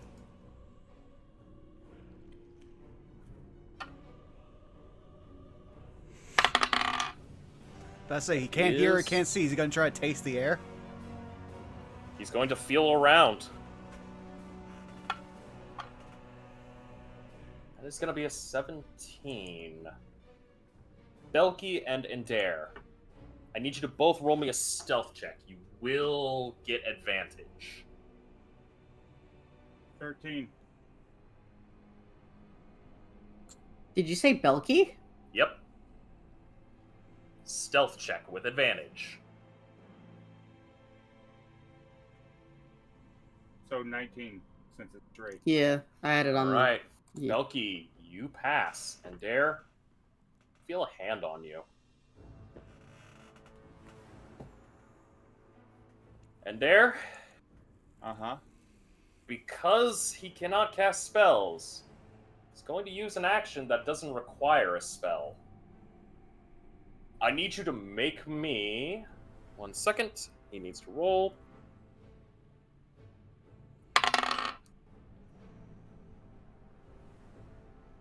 With disadvantage. Okay, that is a 27 to hit. That's a hit. Alright. You are going to take... Let me roll this. It shouldn't be too much considering him.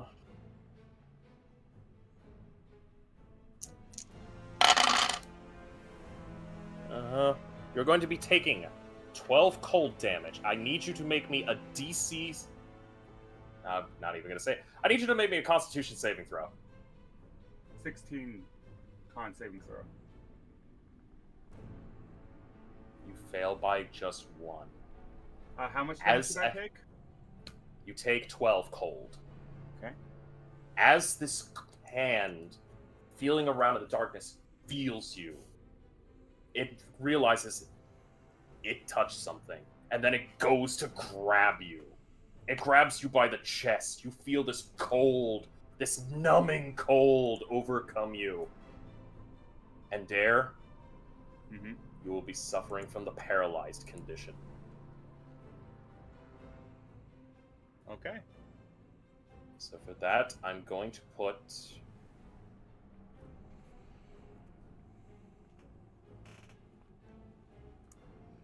That's the prone. Paralyzer I'll probably put as the lightning bolts.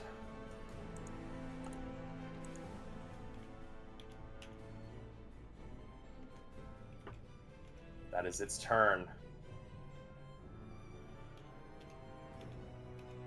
Goldblum, let me see how long it takes. I believe the banishment lasts for 1 minute, which is 6 rounds, yes? 10. 10, oof. Yep. Fortunately, it will be past yours. That said, I think this is actually a good time for us to start wrapping up. That's actually where I was going to say. We will pick back up next time with the Ghast's turn. All right. No, this has been actually super fun. I'm looking forward to 2 weeks from now. Heck yeah. Though, Frost, you should go first because you need to go the fuck to sleep. Yes, I do. Hi, everyone. Twitch, Twitter, JFrostSum47. Find me here every other Saturday where I get to put my party up to the test to see how well they can handle combatarium things and other horrific nightmares. Find me Sundays and every other Tuesday over on twitch.tv/fartingtart for our D&D campaigns of War of the Shattered Sun and Rascals in Ravnica.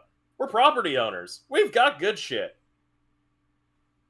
Besides that, find me every other day, probably doing maybe a stream. Hopefully some Final Fantasy soon. I'd love to do the Final Fantasy Tactics. Hopefully with my spouse, Spoiled Chestnut. Hello, that is me, Spoiled Chestnut. I didn't get to do my intro at the start of the session, so hi. For those who know that I'm here, I'm Spoiled Chestnut, also known as Krista. I don't really do social media a whole lot. I shitpost on Twitter. No, I'm not going to call it X. I am the disembodied voice in the background of my husband's streams, and you can find me here every other Saturday. Other than that, I am just a figment of your imagination. Sai, go ahead. Oh, hi. Yeah, it me. So when I'm not here every other Saturday fighting my professor with my friendos, I'm on Mondays playing some Resident Evil 4 remake with Vaughn as Wizard Sibs. Yeah, it's the thing that we do. It's been a good time. We're in separate ways now. Tuesdays playing Final Fantasy X. Trying to get the celestial weapons. Need walkers, so we're doing a blitzball tournament. It's a blitzball bazaar. Have fun. Talk shit about the other teams. It's great. Try to make Keep the best goalie he can be. On Fridays, I'm doing Fistful of Fridays, beat 'em ups, fighting games, etc. And I might throw in a Dragon Dogma 2 stream. We'll see. I don't know. I'm having too much fun. I get lost in it. Wiley, it's your turn. Hello, you can find me at Lex Wiley Willie on Twitch and Twitter. I play randomizers and D&Ds on Tuesdays, every other Tuesday at Fighting Touch channel for the Ravnica campaign with my not dead anymore character, who, while not dead, is got baggage now. But other than that, I play Zelda with Helix on his channel every other Sunday. We're gonna play not multi-world this time, actually. It's co-op.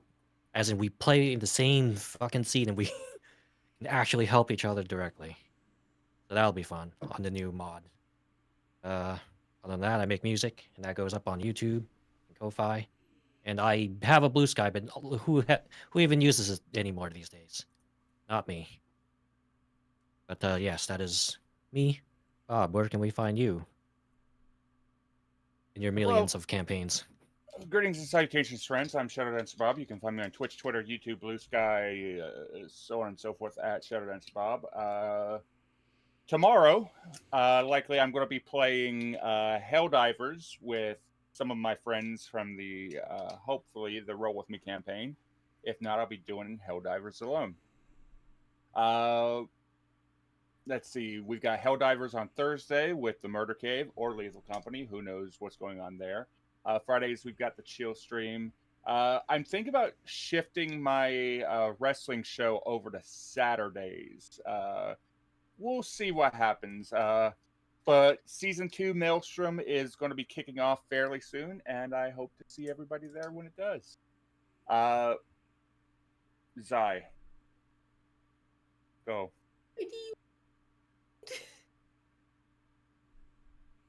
That already went CG. How about you go? I am the CG. You can find me nowhere because I don't much care for social media, but you can find me in all those things what the other people did the mentioning of. I really only do stuff with these guys, nothing else. I like privacy. He's good. Vaughn. Yeah, hi, you've already found me here at twitch.tv/BurnoutVaughn. You can find me on Twitch, Twitter, YouTube, Blue Sky at Burnout Vaughn, and on Patreon at Burnout's Bar. This week, all we have is Wizard Zips Plays. I'm basically going to be taking a 1-week vacation, so thank you all for coming out. Let's go all just yell at Sean. My idea for a raid message is enter the danger room. Is anyone okay with that? Sure. Alright, sounds good.